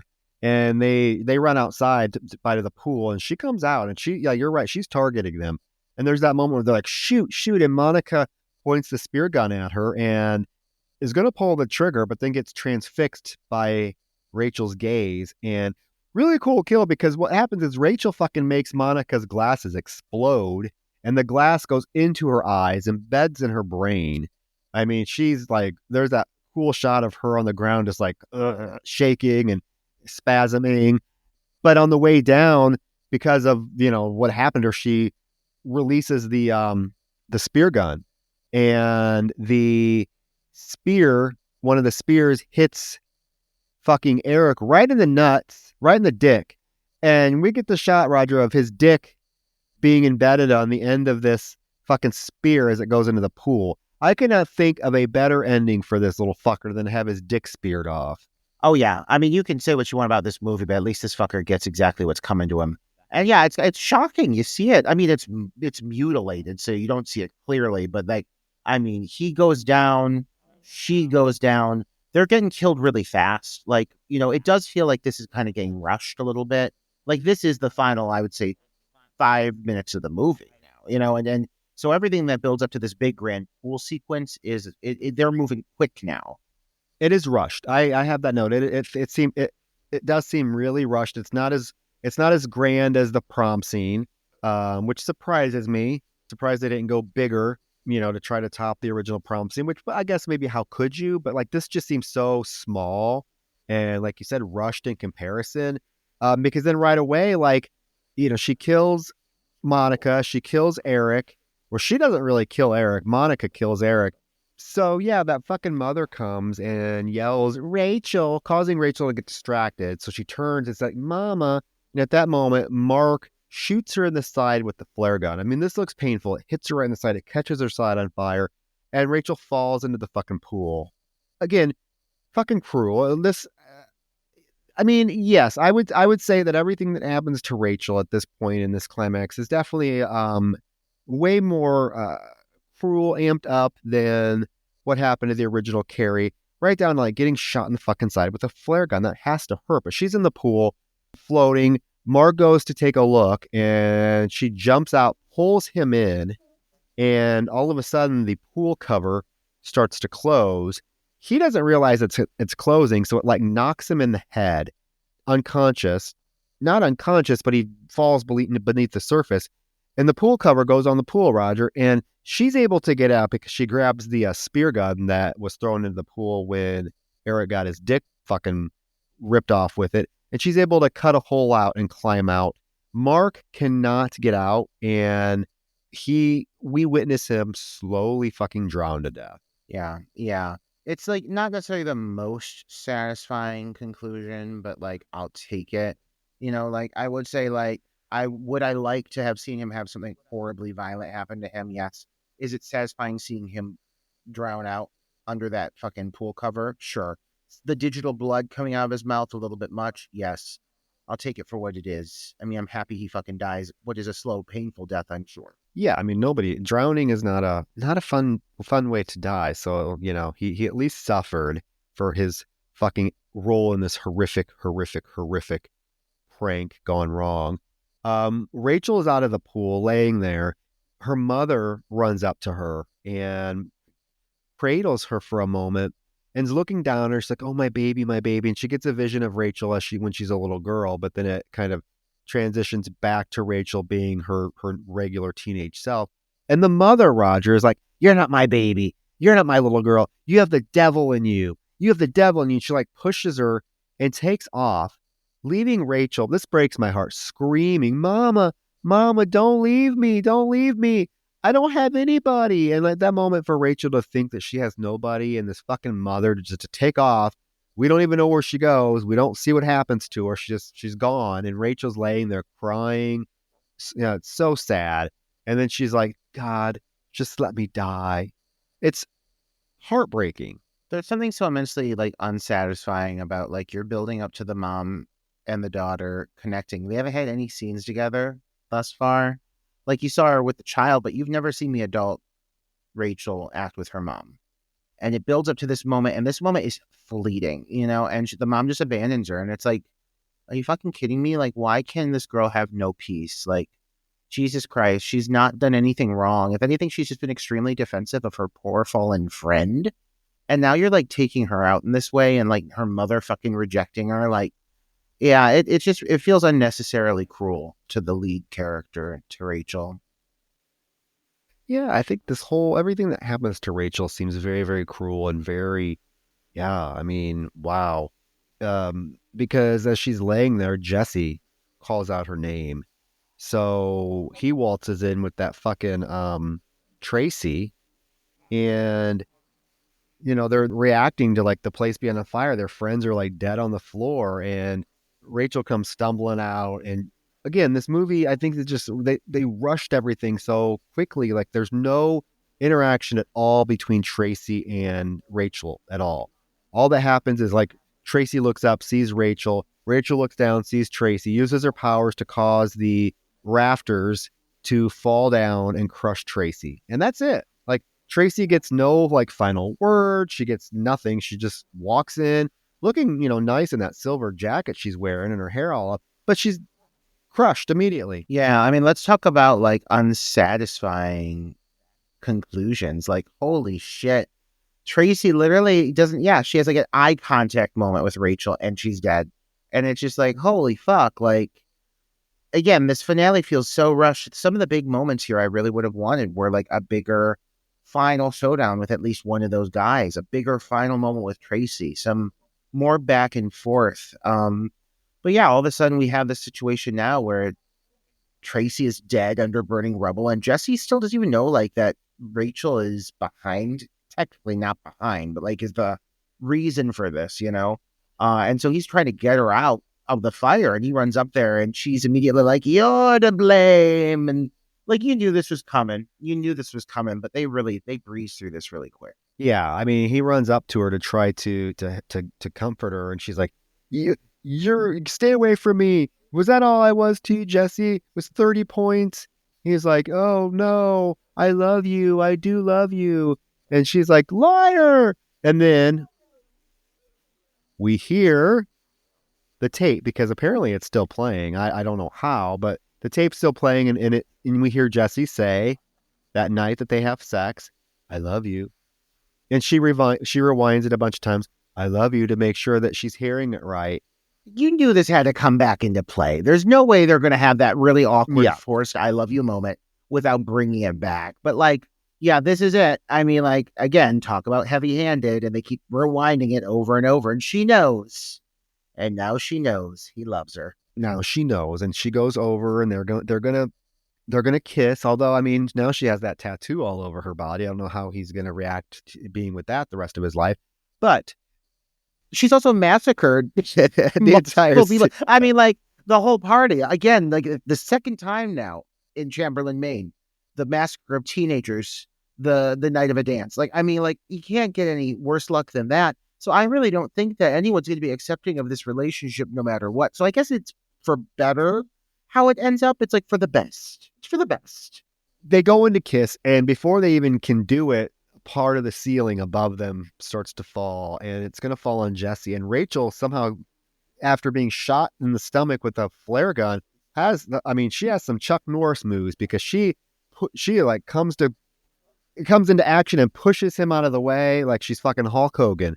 He flies down the hallway, and this fucking big piece of ceiling falls onto her, and she's crushed under it. It's on fire. He goes over to her, and, they have their little like Jack Rose moment where he's like, oh, please, come on, Rachel, come on. And she's like, no, leave me here. Leave me here. And he's like, no, I won't. And he's trying to get her out. And his arm catches on fire. And she's like, I love you. I love you. And then I have a question here. She causes him with her telekinetic powers to literally fly from the second floor into the pool so that his arm can be put out. My question to you, Roger, and to our listeners, Rachel, basically, in my mind, she must want to die. Like she must, because if she has the telekinetic power to throw this teenage boy off the fucking second floor thing into the pool, could she have not used her powers to lift this piece of wood off of herself and get out from under it? I mean, I think that she definitely wants to die because as she's burned alive, she has a smile on her face. So I do assume that she's at peace with her own death. He's not, the poor man, burning alive. He's just sitting there gritting his teeth through it until she throws him in that fucking pool. But that's it. I mean, it's done. And she dies very much, in my opinion, accepting and anticipating her death and seems fine with it. Yeah, that's even the more sad part, because like Jesse truly loves her, and instead of like saving herself, which I believe she could by using her powers to get that thing off of her, she chooses just to die peacefully. And in the most horrific way, Roger, burning to death cannot be pleasant. So this poor Rachel literally lets herself burn to death. And so she's so broken and so like mentally abused that death to her seems like the best option, not being with Jesse, not trying to have a life that she wanted to have, because remember, she tells him she sometimes wants to be the shiny, happy person. So we don't know what could have become of Rachel and Jesse. She's dead. Mother's gone. We never see a peep from her again. We don't hear anything from the foster parents again. What ends up happening is we cut forward a year later to King's University. Jesse's in his dorm room. He does have Roger. He has Walter. Good for that, right? Little button. Yeah. Oh, thank God. I mean, thank God that fucking dog. At least if someone has a peaceful ending, it's that fucking dog. Yeah. This ending only exists to give us a shock ending, sort of like the last moments of the original Carrie, because he's sitting at his desk. The wind blows the doors open. He gets up. Walter starts to bark and whine. He goes back and sits at his desk. And then we see like bare feet enter the room and walk towards him. And it reveals that it's Rachel, looking fine. She's not burned. She doesn't have the tattoo. She's looking great. And he walks over to face her, and they're going to kiss. And before, they could kiss, and then they pull away, and he's looking at her, and all of a sudden, the worst CGI ever. She's like, and turns into stone and like just disintegrates. Terrible effect. What an awful note to go out on. And it's so like not at all even close to the caliber of impact that the original film had. Like, in the sense of like a meaningful ending, that whole bit of Sue going to the remains of the house and then the hand reaching out and grabbing, like that shock, like, oh my God. This just looks like they did it because they're like, what effect can we pull off? Or can't we? Let's be real. And it's turning her to a husk and then having the husk disintegrate and explode. And it's horrible. It's so awful. And it really is like unsatisfying. But yeah, I mean, at least, this film at the end of the day, when all is said and done, is not a perfect movie. And this ending, I think, is kind of a perfect example because it starts off lovely. You've got that horrible burn on his arm. You feel for him. You want Jesse to have peace after what he's been through. You get the dog. That's great. I love a dog. I'm happy that dog didn't die after getting rolled under that fucking semi-truck. Here we are. And then all of a sudden you got Rachel and you're like, oh, there's no way she can be, alive. So I'm sure this is going to be a vision. And then it ends with some horribly dated, just mistake. It was a mistake of an ending. And so many other aspects of this film are kind of plagued with that. Like there's good intentions. There's some beautifully structured sequences, but oftentimes it just stumbles over its own desire to have the same kind of shock factor or just impact of the original film by blatantly recreating moments, and it just really bogs it down. And this ending is just horribly bogged down. Like I could have totally done without this moment, I mean, yeah, there is an alternate ending where instead of her turning into stone and disintegrating, a snake, a CGI snake comes out of her mouth. I don't know if you've seen that ending. You can watch it on YouTube if you haven't seen it. Just do Rage Carrie 2 alternate ending. It's basically the same ending, instead it's just a worse looking CGI snake comes out of her mouth like and grabs him. It's equally terrible. The one thing I do like about this ending though, Roger, I will say, is the final shot of Jesse, like looking like he is just defeated, depressed. Like you can tell, like this whole experience with Rachel and what happened really, really, really had an effect on him, because the last shot is him just staring into the camera, just looking fucking miserable. And I do like that because, I mean, it lets us know that he was truly affected by this. He truly cared about Rachel. He's still thinking about her. And again, it just makes you even more sad for the fact that Rachel thought that the only way she could, be at peace was to kill herself and not, I mean, again, what was she going to do? She killed a bunch of people. I'm assuming wouldn't have played well for her either way, but like, it's just a very sad ending. This is a very sad ending, sad movie. But yeah, for all of its flaws, I mean, like I said at the beginning of the episode, I still really think that this film is, there's a lot of good to it, a lot of good aspects to this film. I think when it's not trying to replicate the first film, it hits its stride, but then it screeches to a halt when it does, especially so heavy-handedly. But there's a lot to like about this film, and I mean, I think it's even relevant today, like the main topics that it's dealing with in terms of, like you said, slut-shaming, sexuality, this type of thing still goes on, even more, maybe more prevalent now with social media. And like I mentioned earlier, like revenge porn type stuff. I mean, it's still relevant 20 some years later. And did it need to be a sequel to Carrie? No, it could have been its own thing, but it is what it is. And at the end of the day, it's not a terrible film. It's a film that I'll revisit. It's a film that I'll recommend, especially if you are a fan of the original film. I think you should definitely just see it to see, a continuation of Carrie White's story, so to speak. But yeah, I mean, I still recommend this film. I think that like some of the context, some of the major themes that they're addressing in this are a natural evolution off of the original film. Like, again, like we've been talking about, the slut shaming, it just feels, it makes sense. It makes total sense, some of the themes that they tried to touch on with this. And you could tell there was like, they were well intentioned with it. I mean, it feels like a cash cow in some ways, like they're trying to really cash in on the Carrie title, but at least that they tried to make it relevant to the times. But what they also did was they just relied too much on the original source material. I think they were too scared that if they didn't make it feel Carrie enough, fans would reject it. But unfortunately, they made it too much the original movie, and it just, at times, it just bogs it down. But you get a great performance out of the lead.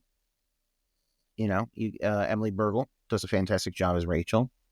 You see a lot of faces of the era that I think it's just cool, like revisiting that and seeing like all these actors and actresses who like I very much remember. A lot of them are still working in this day. That's really cool. And at least it tries to really tie into the source material with intention. Like I think Sue, while she is so forced down our throats, like that storyline for that character and the kind of trauma she went through with the first movie, it's not far-fetched. It's not the most far-fetched aspect of the film, the fact that she cares that much and wants to do right. So I think that it's cool to see Amy Irving back in that role. Unexpected. I didn't think we would have gotten that, but here we are. But yeah, not a perfect movie by any means, but quite a great nostalgic time capsule. I mean, holy shit, nothing feels more late 90s than the Rage Carrie 2. Yeah, if you wanna travel back to the late 90s, folks, this is the film to do it, because it is definitely saturated in late 90s fashion, everything. But yeah, that's Carrie too. It looks like it could shape up to be one of our longest episodes, but you guys knew that going in. You guys knew that we were gonna have a lot to say about it. But listeners, we want to know, what are your thoughts on Carrie 2? Anything that we missed that you think we should have mentioned? And with that, Roger, I think we should wrap it up because we're going on 3 hours. So real quickly, Roger, tell us, because this was my pick. We finally did it. What is your pick for next week's episode? I mean, 'tis the season, Troy. We gotta do something that felt festive and seasonal. It's Halloween week, at least around the time that this is dropping, it will be. We're doing the 2007 cult classic at this point. Fans fucking love it, and so do I. Trick or treat. Trick or treat. Oh, yeah. Anthology. Have we done an anthology yet? Oh, no. Well, we did Cat's Eye on our Patreon. We did. So, yeah, if you guys want to check that out, you should check out our Patreon, patreon.com/Dark Night of the Podcast, where there are 20 plus full-length episodes. Cat's Eye, Obsessed, Friday the 13th. We've done a lot. I Still Know What You Did Last Summer. Well, I think we released that one, though, on the main feed. There's a lot of good stuff on there. There's going to be more good stuff on there, so check it out. But yeah, I cannot wait to talk about Trick or Treat. I'm going to hold my thoughts on it until next week because we're going long. But with that, guys, thank you for sticking with us for this episode. I know it's a long one, but hopefully you were entertained and the time listening to it flew by. But with that, Trick or Treats next week, and we will be back with Trick or Treat and Anna Paquin. And what a treat for everyone. Goodbye. Goodbye.